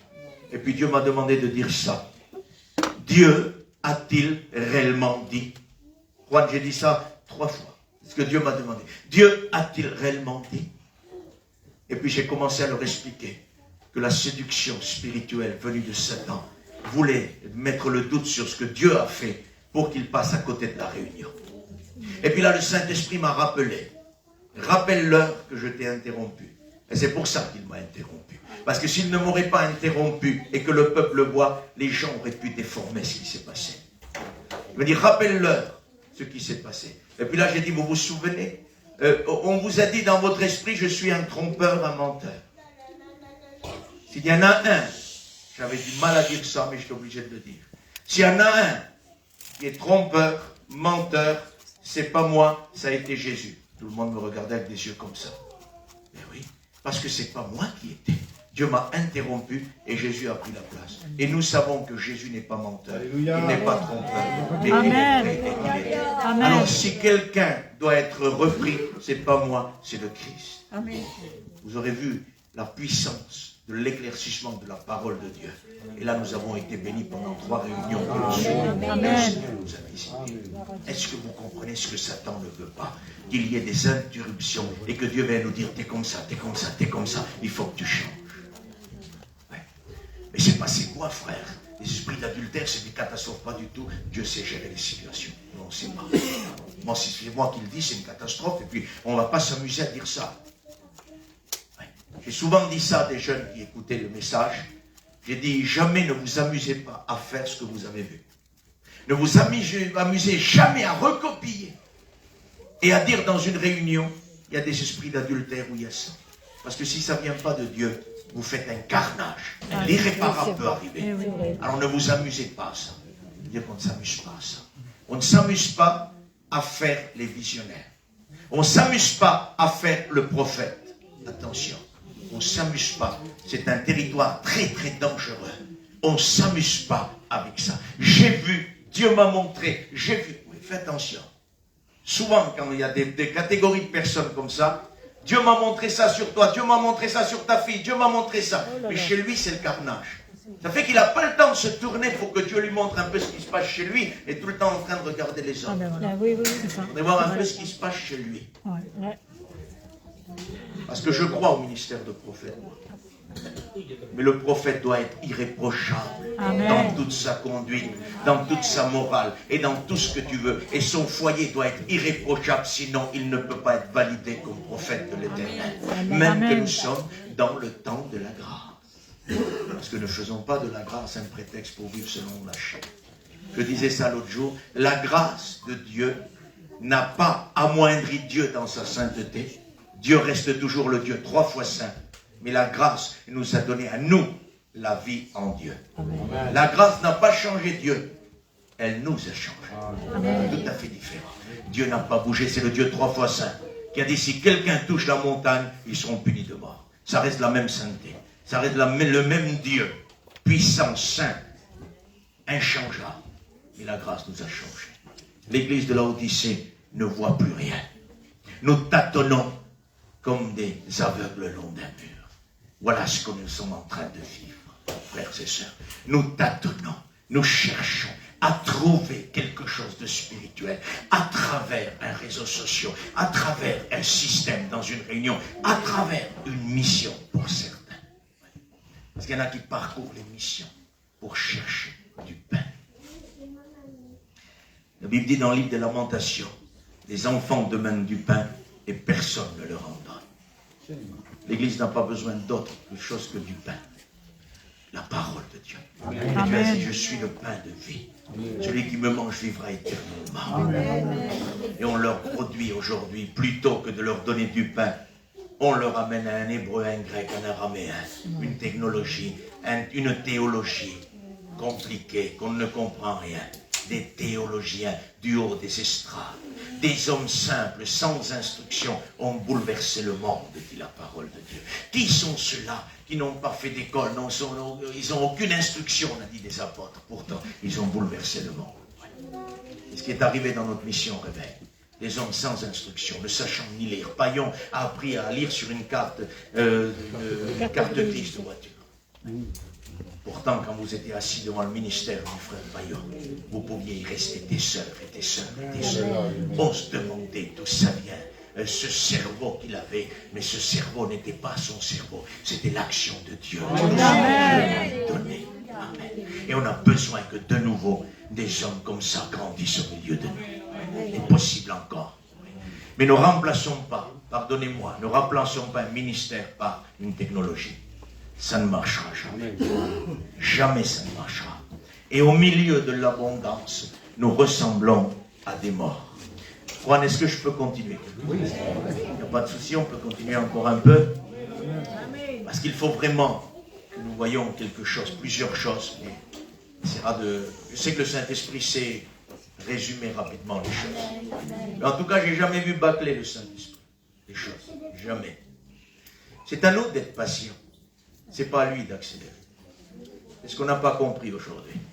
Il y a des gens qui veulent que Dieu accélère dans la prédication, pour que Dieu va plus vite. C'est à nous d'être patients, mais ce n'est pas lui d'accélérer. Vous savez que dans le fruit de l'esprit, il y a le fruit de la patience. Amen. Comment se fait-il que nos chrétiens ne sont plus patients devant une demi-heure de prédication? Comment se fait-il qu'ils s'ennuient devant une demi-heure de prédication? Et comment se fait-il que des heures sur leur téléphone et ils ne s'ennuient pas? Comment se fait-il qu'ils passent 1h30, 2 heures devant un poste de télévision et ils ne s'ennuient pas? Comment se fait-il qu'à 8 heures, tu ouvres ton Facebook, ton réseau social et à 11 heures du soir, tu es encore là? C'est vrai. Mais oui. Comment se fait-il? Parce que les sentiments qui étaient en Christ ne sont plus en nous ce qu'ils étaient.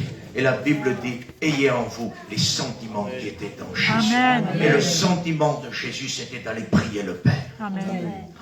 C'était de rechercher Dieu, de faire la volonté de Dieu. Vous n'aurez jamais trouvé Christ en face à un écran de téléphone, figé sur l'écran pendant 1 heure. Il y en a qui te disent, ouais, mais s'il aurait été là, il aurait utilisé ça, puisqu'il a utilisé l'âne là pour arriver, donc il aurait utilisé les réseaux sociaux, la technologie, parce qu'aujourd'hui on a des voitures, il avait un âne à l'époque. Vous savez, la voiture c'est un moyen de transport.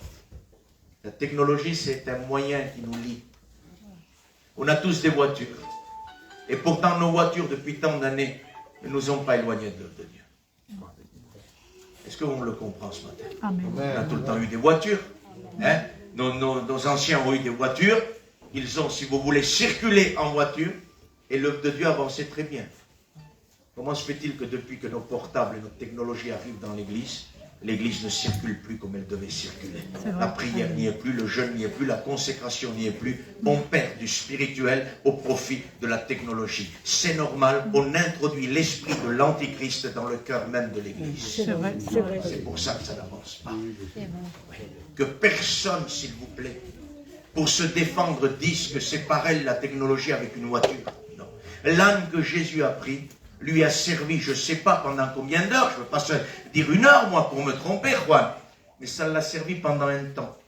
Et puis il a renvoyé l'âne. Le téléphone portable, c'est 24 sur 24 que nous l'avons dans la poche. Donc c'est pas pareil que l'âne que Jésus est monté. Il a utilisé ce moyen, tout à fait différent. L'âne l'a utilisé, il l'a remis. Ta voiture, tu viens à la réunion, la preuve elle est dehors. C'est pas vrai? Elle est dehors. Par contre, ton portable, tu l'as dans ta poche. Donc c'est un souci très grave au sein même de l'Église. Au sein de l'Église. Pourquoi les portables ne sont pas mis dans la voiture? Si c'est au même rang que l'âne et les voitures, pourquoi ne sont-ils pas dans les voitures? Parce qu'on ne s'en passe plus. Ça fait partie de nous-mêmes. On dirait que notre cœur bat à cause du portable. C'est vrai. C'est vrai.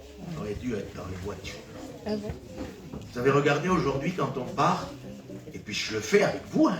Ne croyez pas que je suis en train de vous montrer du doigt. Donne-moi mon portable. Tu as peur de prendre la route parce que tu dis si je tombe en panne ou pas, comment je fais? Mais avant, moi j'ai connu, Juan et les anciens qui sont ici ont connu ça avant nous. Et ils pourraient nous dire, mais avant on partait des kilomètres sans portable. C'est vrai. Et on ne se souciait pas de rester en panne ou quoi. On envisageait sur le moment, si on restait en panne, comment on fait? On pourrait oublier rapidement la Bible. Chez nous, et pas le téléphone. C'est ça qui doit être le premier. Quand tu fais tes bagages, c'est ça qui doit être mis dans les bagages. Amen. C'est vrai. Tu ne veux pas que j'oublie mon téléphone, ma tablette, mon ordinateur? Non, ça c'est rien ça. Mais si tu oublies la parole de Dieu, c'est grave. Comment tu liras? Supposons qu'on part en vacances. Comment tu liras pendant tes vacances? Comment feras-tu pour lire? Nous avons besoin plus que jamais de comprendre que les liens de l'apostasie sont en train de sévir.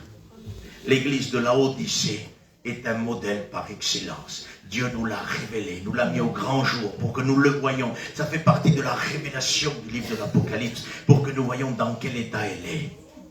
D'une église qui chante, qui prie, qui prêche, mais que Christ n'est plus au milieu. Il frappe à la porte. Si quelqu'un entend qu'il ouvre la porte, et je vais rentrer. Ils l'ont mis à la porte tout doucement. Tellement qu'il est bon et dans son amour et dans sa grâce, il ne part pas, il se tient au seuil de la porte. Et il frappe. Si quelqu'un entend, ouvrez la porte. Amen. Je rentrerai. Amen. Et je serai dans l'intimité. Je partagerai un repas avec vous. Nous serons à table ensemble. Amen. L'intimité. Vous savez ce que le texte littéral dit? Si quelqu'un entend qu'il ouvre la porte, je vais rentrer pour combattre l'ennemi. Ça veut dire que quand une église est touchée d'apostasie, il faut vraiment ouvrir la porte pour qu'il rentre et briser les liens. Amen. Parce qu'on n'est plus capable de s'en sortir sans lui. Et un apostate n'est pas capable de s'en sortir sans Christ. Il faut qu'il ramène Jésus. Sinon, il ne s'en sortira pas. Il est pris dans les liens de l'apostasie. Un apostat, c'est quelqu'un qui se détache de Jésus. Orgueil démesuré. Plus de prière, plus de repentance. Jésus dit, je te conseille de te repentir. Plus de discernement. Tu es aveugle. Je te conseille d'acheter une onction. Un collyre pour oindre tes yeux. Le mot collyre, le mot oindre est traduit par onction. C'est-à-dire que Dieu est en train de lui dire, je te conseille de revenir à moi et que mon onction t'éclaire de nouveau. Parce que ce qui donne le discernement, c'est le Saint-Esprit en nous. C'est l'onction qui est en nous. Il dit, tu as besoin d'onction, tu ne vois plus rien, tu tâtonnes comme un aveugle, tu essayes de t'en sortir, mais en vérité, nous sommes comme des morts. C'est ce que la Bible dit, pardonnez-moi l'expression. Il parle de mort spirituelle. Nous sommes comme des morts spirituels. Nous sommes morts vivants spirituels. Ça veut dire qu'on est là. On a juste une formalité, une forme. Dans les derniers temps, les hommes auront l'apparence de la piété, mais ils vont renier ce qui en fait la force. Éloigne-toi de ces hommes-là, dit la Bible. Oui. Parce qu'ils auront juste l'apparence. Ils seront fanfarons, blasphémateurs, rebelles à leurs parents, amis de l'argent, ennemis des gens de bien. Éloigne-toi de ça. C'est l'apostasie. Quelqu'un qui aime l'argent et qui est chrétien, c'est un apostat. Comment ça arrive? Tu peux être pris par les liens de l'argent, mais tu vas dans ta chambre et tu cries au secours. Seigneur, c'est pas l'argent qui compte, c'est toi. Seigneur, je ne veux pas aimer la racine de tous les problèmes. Je veux t'aimer à toi. Amen. Parce que l'amour de l'argent, c'est la racine de tous les problèmes. Il n'est pas dit que c'est l'argent, il y en a dit que c'est l'argent, mais en règle biblique, c'est pas l'argent. C'est l'amour de l'argent. Et la racine de tous les problèmes. Tu peux avoir de l'argent, je peux avoir de l'argent, mais quand j'aime l'argent, c'est un problème. Et beaucoup ont été possédés par ça. Vous vous rendez compte? Il parle d'être possédé par l'argent. Qu'est-ce que c'est être possédé? C'est ne plus être maître de soi-même. Ne plus être maître de soi-même. Mais que notre maître, c'est l'argent. On ne peut pas servir Dieu et maman. Impossible. C'est Dieu ou maman. Il faut détruire, brûler notre argent. Pas du tout. Vous avez de l'argent, que Dieu vous bénisse. Amen. Il peut servir pour que vous soyez prêts pour le retour. Parce que des temps difficiles arrivent. Je fais une petite parenthèse. Nous allons vers un crash boursier sans précédent. Un effondrement commercial peut arriver à tout moment. Le monde est instable. Nous vivons une fragilité énorme. Et de toute façon, un crash boursier est prévu. Parce que l'Antichrist devra rétablir le problème commercial, le problème de bourse, le problème d'argent. Tout ça devra être rétabli. Donc, il va y avoir un effondrement. Et l'Église peut effleurer avant l'enlèvement, avant de partir avec Dieu. On peut être touché par un effondrement boursier, commercial, et peut-être connaître des famines. Nous sommes en France. Ici, on dit, oh, mais ici, ça ne peut pas trop nous arriver. En France, c'est bien. Et puis, on manque même de cœur, parfois. Ça, c'est vrai. Parce qu'on oublie de prier pour ceux qui sont en Ukraine, là-bas, nos chrétiens. Il y a des églises roms, là-bas, en Ukraine, en Russie. Il y a des églises aussi. Il y a des églises sédentaires. Il y a des églises de nos frères et sœurs. Pas la peine de citer ceux qui sont nos frères et sœurs. C'est bien plus joli comme ça. On oublie parfois d'intercéder pour eux. Oui, on oublie de le faire. J'aimerais te poser une question. Est-ce que tu crois que les chrétiens de France sont plus nobles que les chrétiens d'Ukraine? Non. Donc s'ils ont été touchés par la guerre, nous pouvons aussi être touchés par la guerre. On n'est pas plus nobles, nous, en France. Nous sommes la même racine du salut qui vient de la croix. Amen. Et c'est la même noblesse en eux que la noblesse en nous. Nous sommes sauvés par le même Seigneur. Ce qui leur est arrivé peut nous arriver. C'est vrai. Et ça se resserre. On leur coupe les vivres, on leur coupe tout. Il y a des serviteurs de Dieu là-bas qui font partie avec nous du travail. On veut leur couper le courant, on veut leur couper tout pour qu'ils aillent à la guerre, pour qu'ils fassent ça. Pourtant, ils sont serviteurs. Ils prient, ils jeûnent, ils cherchent Dieu. Ils donnent leur vie pour Jésus. Et la persécution arrive. On risque. Mes frères et sœurs, je vous donne un conseil. Vous avez de l'argent de côté, ne le gaspillez pas. Gardez-le pour des temps difficiles qui arrivent. Parce qu'on va frôler la grande tribulation. Mais avant de frôler, quand vous frôlez une tempête, les débris de la tornade rejettent toujours des choses à l'extérieur. Et si vous êtes dans le, vous savez, dans la tornade, là, je ne sais pas comment ils appellent, dans le cœur de la tornade, dans le siphon, dans le cœur même, si vous y êtes, vous êtes emporté. Et si vous êtes à quelques mètres de là, même que vous n'êtes pas dedans, tout ce que le cœur de la tornade a en lui, il va le rejeter progressivement. Et le cœur de la tornade de la grande tribulation va rejeter, avant l'enlèvement, beaucoup de choses qui ressemblent à la grande tribulation, mais qui n'est pas encore la grande tribulation, mais qui est seulement la tribulation. Parce que l'Église n'a pas part à la grande tribulation, mais l'apôtre Jean dit, moi, votre frère Jean, qui est part à la tribulation avec vous à cause du royaume. Donc il y a une tribulation, il y a une persécution, et on est en train de rentrer dans ça. Vous voulez ne pas être touché par la persécution, alors soyez amis du monde. C'est tout ce que j'ai à vous dire ce matin. Vous voulez ne pas être touché, alors soyez amis du monde. Parce que la Bible dit ça. Apocalypse traite que tous ceux qui n'avaient pas la marque de la bête ne pouvaient pas manger, ne pouvaient pas vendre, ne pouvaient pas commercer, ne pouvaient rien faire. Ne peut pas vendre, ne peut pas acheter, ne peut pas commercer. En fait, c'est un peu tout ça. On n'est pas dans la grande tribulation, frère. Oui. Là-bas, ça sera la marque de l'Antichrist. Ici, c'est l'esprit de l'Antichrist qui gère. Ça veut dire que c'est le même caractère que l'Antichrist. L'Esprit de Dieu a le même caractère que Dieu. Et il a les mêmes sentiments que Dieu. Tout ce que Dieu veut, le Saint-Esprit nous le fait faire. Et l'esprit de l'Antichrist, l'esprit de Satan, fait faire au monde tout ce que Satan veut qu'il fasse. Et aujourd'hui déjà, ici, il y a cette empreinte-là. À tous ceux qui ne veulent pas adhérer au système de l'Antichrist, alors ils ne pourront plus vendre, plus acheter, plus commercer. Ça veut dire que ça deviendra de plus en plus dur.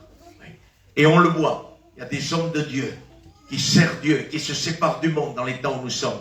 Ils manquent du manger, ils manquent de beaucoup de choses. Ils y arrivent parce que Dieu a dit, je nourris les oiseaux du ciel à plus forte raison que toi. Mais c'est difficile. Les temps ont changé. Tout est en train de changer, dit Ézéchiel. Les choses sont en train de changer. Et celui qui voudra être ami de Dieu, celui qui veut vivre pieusement en Christ, dit la Bible, sera persécuté. Et nous le voyons. L'esprit de l'Antichrist n'est plus d'accord que nous puissions ramener par notre commerce de l'argent chez nous. Il ne veut plus que nous vendons, il ne veut plus que nous... Vous comprenez, il y a des gens qui mettent sur le bon coin quelque chose, c'est vendu en demi-heure. Il y en a d'autres pendant des années. Ils peuvent essayer de vendre, ça ne marche pas. On ne fait pas attention à toutes ces choses. Mais si nous contrôlerons vraiment la différence entre cette personne et cette personne-là, on verrait qu'une personne est consacrée, l'autre n'y est pas. Donc l'esprit de l'Antichrist lui permet d'abonder et l'autre ne lui permet plus. Les vivres nous sont coupés, l'Église de Dieu. On doit dépendre de lui. Je n'ai jamais vu le juste mendier son pain. On doit dépendre de lui. Amen. Oui. Écoutez, je préfère mourir de faim que de dépendre de l'Antichrist. Je préfère mourir de faim que ma subsistance vienne de l'Antichrist. Je veux que ma subsistance vienne de Dieu. Amen. Nous devons dépendre de plus en plus de Dieu. Que Dieu soit béni. Je vais essayer de finir. Pardonnez-moi, je vais essayer de finir ce matin. L'église de Laodicée est une église que tu retrouves en chapitre 18 du livre de l'Apocalypse. Et là, tu entends une voix qui vient du ciel. Hier, je t'ai dit, il y a comme tout à coup un bruit qui vient du ciel. Ça, c'est le baptême du Saint-Esprit. C'est l'établissement. L'église est rentrée dans la prière. L'église est rentrée dans la recherche de Dieu, dans la bénédiction. Amen. Ici, là, j'écouta une autre voix qui disait, mon peuple sortez. C'est-à-dire que là-bas, l'église est établie. C'est-à-dire que là-bas, l'église est fortifiée, l'église se sert à Dieu. Là, Dieu est en train de ramener l'église à lui. Il dit, une voix sort du ciel et dit, mon peuple sortez du milieu de Babylone. Babylone, c'est l'église corrompue, apostate, qui va rester sur la terre. C'est l'église de Laodicée, c'est Apocalypse 18, vous la retrouvez sur la terre lors de la grande tribulation, alors que l'église n'y est plus. Apocalypse chapitre 18. Mon peuple, sortez du milieu de Babylone. Et là, tu as une Babylone commerciale. Je vais finir avec ça, pardonnez-moi, prenez quelques minutes. La Babylone commerciale. Ça veut dire qu'à travers le chapitre 18, tu entends que Babylone est devenue un repère de tout esprit impur. Ça veut dire que le monde entier aujourd'hui vit sous la puissance de Satan. C'est ce que la Bible dit. Parce que si tu annoncerais ça au milieu de chrétiens apostates légers qui ne se resserrent plus à Christ, ils pourraient se fâcher contre toi et dire, qu'est-ce que tu es en train de nous dire? Que nous sommes dans le monde avec Satan? Non, Jésus a dit, le monde entier vit sous la puissance de Satan. Et c'est ce qui se passe à Babylone chapitre 18. Tu es devenu un repère de tout esprit impur, un repère de démons. Il y a une ville commerciale, 32 marchandises, mes frères et sœurs. Là-bas, on a écouté qu'au milieu de l'abondance, nous sommes comme des morts. Oui. Parce que l'abondance matérielle nous fait mourir spirituellement. Et comme des morts, au milieu de l'abondance, nous tâtonnons, nous marchons, mais nous ne voyons plus rien spirituellement, mais matériellement, nous sommes remplis. Et nous avons tout ce qu'il faut. Et on ressemble à des morts spirituels au milieu de cette abondance-là. Faudrait-il encore mieux ne rien avoir et être rempli de la présence de Dieu et de la puissance du Saint-Esprit. Parce que ça sert à rien de posséder des choses et de ressembler à des morts spirituels, tâtonner pour avancer dans l'œuvre de Dieu, alors que dans le monde, on ne tâtonne pas, tout marche et tout va bien. Ce n'est pas normal. 32 marchandises dans cette ville commerciale, une ville de convoitise commerciale produite par les démons. Il n'y a pas de plus grande convoitise connue dans le monde entier. Depuis que le monde est monde, il n'y a pas eu une si grande convoitise produite par la puissance des démons comme nous le connaissons aujourd'hui. À travers les marchandises qui viennent du monde entier, à travers les commandes d'Internet, d'Amazon et tout ce que tu veux, il y a une telle convoitise et c'est une ville qui est appelée Babylone, chapitre 18, une ville dont les régisseurs sont les démons. C'est eux qui dirigent cette ville-là et ils poussent le monde entier à rentrer dans la convoitise matérielle. Et on voit aujourd'hui le monde entier être convoité à 100% par les matériels. Et le plus pire, c'est que l'Église aussi est convoitée. L'Église aussi adore aller à Action, acheter des choses inutiles qui ne servent à rien. Si ma femme aurait été là ce matin, je me serais servi d'elle pour pouvoir dire tu vas à Action et t'achètes rien du tout. Mais je crois que mes sœurs, nous sommes en Christ. Hein. Donc combien de fois vous êtes allés et ça ne sert à rien. Oui, c'est vrai. Ça ne sert à rien. Mais ne croyez pas que c'est le reproche.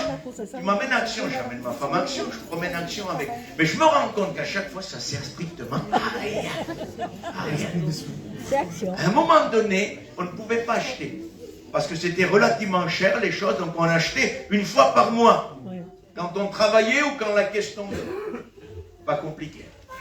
Mais aujourd'hui, avec ces magasins d'Action, oui, tu peux acheter à tout moment. Des choses à 1 euro, 50 centimes, 3 euros. Tu peux acheter à tout moment. Donc la convoitise, si tu veux, est élevée dans le cœur. Parce que la convoitise, que tu payes 100 ou 1000 euros ou 10 000 euros sur quelque chose, ou 1 euro, c'est toujours la convoitise qui le produit quand tu n'en as pas besoin. Quand tu en as besoin, tu en as besoin. Il faut, de toute façon, écoutez, on vit encore sur terre, on peut pas, tu en as besoin, tu en as besoin. Tu veux faire. Tu n'as pas de chaussures, tu ne peux pas marcher pieds nus. Il faut des chaussures. Et quand tu as 10 paires de chaussures, et tu faut absolument faire 200 km pour aller acheter une autre paire de chaussures, et là tu as gaspillé de l'argent, tu as gaspillé du temps. Ça sert à rien du tout. Dans le désert, ils avaient une seule paire de chaussures. La Bible dit que ni ses vêtements ni les chaussures ne sont usés. Ils ne pouvaient pas acheter. Et Dieu ne veut pas que nous soyons pris par les convoitises de ce monde. Mais il veut que nous soyons libres de choisir. On a quand on a besoin. Et quand on n'a pas besoin, ça ne sert à rien, mes frères et sœurs. Vaut mieux rester devant Dieu.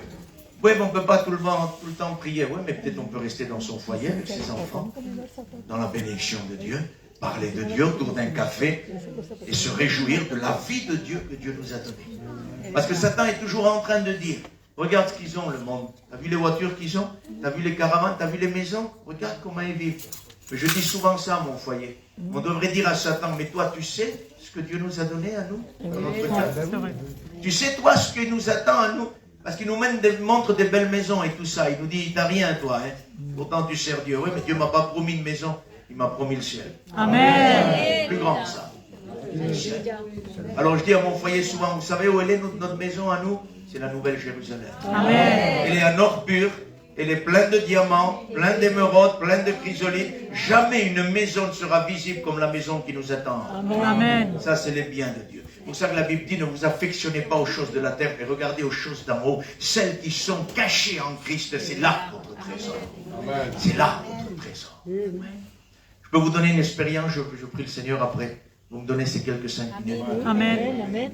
Écoutez, un jour, j'étais en train de marcher sur un chemin, puis comme chaque chrétien, je marchais, puis j'essayais de parler à Dieu. Et à un moment donné, sur ce chemin-là, je le connaissais, c'est chez moi depuis des années, puis à un moment donné, j'ai vu des constructions qui se faisaient, et des maisons qui s'élevaient. Et puis là, dans mon cœur, Satan est venu tout de suite, et il m'a dit, regarde-toi, t'as rien toi, regarde les belles maisons qui se font. Tu aurais pu en avoir, toi, une maison comme ça. Mais tu te rends compte, pendant tant d'années, tu as tout donné ton temps pour l'évangile. Regarde, aujourd'hui, tu n'as même pas de maison. Vous pouvez me dire, c'est un mensonge qu'on ne peut pas croire, ça. Ben, j'y ai cru pendant quelques secondes. J'ai dit, t'as raison. J'ai dit dans mon cœur, c'est vrai, ça. J'ai regardé, j'ai dit, c'est vrai. J'ai rien de tout ça. Puis j'ai continué à marcher. Et puis le Seigneur là commencé à me parler. Et le Seigneur m'a dit, sais-tu la bénédiction que je réserve aux sacrificateurs? Amen. Il dit, se nourriront des offrandes que le peuple fera, et leur nourriture sera prise directement des offrandes du peuple. Et j'étais béni, je dis, Amen, Seigneur, c'est vrai. Et puis le Seigneur continue, et dit, tu sais que les Lévites, ceux qui servaient les sacrificateurs, n'avaient pas de part avec Israël quand on a réparti les continents, les divers quartiers, ou je ne sais pas comment dire, moi, les villes. Oui, les 12 tribus, oui, c'est ça. Ils ont séparé. Ils ont dit ça pour ça, ça pour ça, ça pour ça. Tu sais que les sacrificateurs n'ont pas eu de part? Je dis, oui, Seigneur, je sais. Tu sais, c'est quoi leur part? Et là, le texte de l'Écriture m'est revenu. Ils n'auront point d'héritage, mais je serai leur héritage. Amen. Si vous saviez comment ces maisons ont perdu de leur attrait à l'instant même, j'ai dit, Seigneur, tu es mon héritage. Amen. Tu es mon héritage. J'aimerais vous le dire, mes frères et sœurs, que Satan périsse avec ses maisons, avec son luxe, avec tout ce qu'il veut. Nous avons un héritage qui nous attend. C'est le Seigneur lui-même, notre héritage. Et nous serons face à lui constamment, 24 sur 24, et nous contemplerons la gloire de sa majesté, d'éternité à éternité. Que Dieu nous bénisse et que Dieu soit glorifié. Sortez mon peuple du milieu de Babylone. 32 marchandises, je m'arrête, je vais m'arrêter, tout est fermé. 32 marchandises, la dernière marchandise, vous avez de l'or, de l'argent, des pierres précieuses, du parfum, des vêtements de marque. Il y a plein de choses, il faudrait une réunion pour parler de ça. Mais il y a l'abondance matérielle du monde d'aujourd'hui. Et à la fin, la 32e marchandise, il est dit le corps et l'âme des hommes. En 32e position. Ça veut dire que pour le monde d'aujourd'hui, une âme a très peu d'importance. Elle est en 32e position. Ça veut dire que les marchandises ont plus de valeur que les âmes des hommes. Ça veut dire que acheter un terrain, acheter une voiture, acheter quelque chose est plus important que les âmes des hommes. Les chrétiens, il ne faut pas que parmi nous il en soit ainsi. Si on ne doit pas acheter une voiture pour sauver une âme, on doit le faire. Satan met les âmes en 32e position. Nous les déplaçons, nous les mettons en première position. Amen. Et on dit avant tous ces objets de luxe qu'il y a dans le monde, ces choses qui attirent le monde, nous c'est les âmes, Seigneur. Oui, mais tu ne vas pas t'acheter ça, c'est pas grave. L'âme doit être sauvée. L'âme doit être sauvée. Amen. Et nous nous déplaçons en mettant première. L'église d'apostasie, on n'a pas le temps d'aller plus loin, il y aurait tellement de choses à dire, mais ce que je sais ce matin, ce que Dieu nous a fait comprendre. Que l'apostate se détache. Et on n'a pas le temps de parler ça. Mais il se détache pourquoi? Pour s'attacher à des esprits de séduction. Attention, mes frères et sœurs. On se détache quand on est chrétien. Ce n'est pas pour redevenir perdu. Attention, hein. Quand un chrétien se détache, il est pris par les liens d'apostasie. Et là, il s'attache à des esprits de séduction. Et un esprit de séduction, c'est un démon. Oui, parce qu'on ne peut plus appeler les choses là maintenant. Tu lis esprit de séduction, c'est mieux, frère. Oui, mais esprit de séduction, c'est démon de séduction. C'est-à-dire qu'on se détache de Jésus pour s'attacher à des démons de séduction. Et là, ils sont en train de nous enseigner des enseignements de démons. Et là, ils sont en train de nous dire, c'est pas grave si tu pries pas un peu. C'est pas grave si tu lis pas aujourd'hui. Fais ce que tu as à faire, tu as un travail à faire, fais-le. Tu ne peux pas aller à la réunion, c'est pas grave, tu iras demain. Et peu à peu, ça commence. Et là, on nous commence à nous convaincre. Ces esprits de séduction commencent à nous convaincre qu'en réalité, une vie avec Dieu peut se vivre sans prière, sans consécration, sans en faire trop, mais juste adhérer au baptême, juste adhérer au culte, et puis après attendre le Seigneur, il reviendra, il nous prendra de toute façon avec lui. C'est une doctrine fausse. Le chrétien, quand il est né de Dieu, reste attaché à Christ. Amen. Et vous ne le forcez pas à prier. Parce que c'est ça qu'il faut comprendre. Vous ne le forcez pas à prier. Il prie parce qu'il aime Dieu. Parce qu'on ne prie pas parce qu'on a peur. On ne prie pas pour posséder quelque chose, nous possédons tout en lui. Nous avons tout. Nous prions parce que nous l'aimons. Nous le cherchons parce que nous l'aimons. Je sortirai, dit la Sulamite, et je chercherai celui que mon cœur aime. Alors mes frères et sœurs, ce matin, de nouveau, cherchons celui que notre cœur aime. Brisons les liens d'apostasie. Brisons toutes choses. À travers la réunion de hier et de demain, il y a des choses qui sont. On a la possibilité de bénir et de pouvoir revenir à lui. Arrêtons avec la convoitise. Arrêtons avec ce monde. Il est temps de rentrer dans sa chair. Amen. Seigneur, notre Père et notre Roi,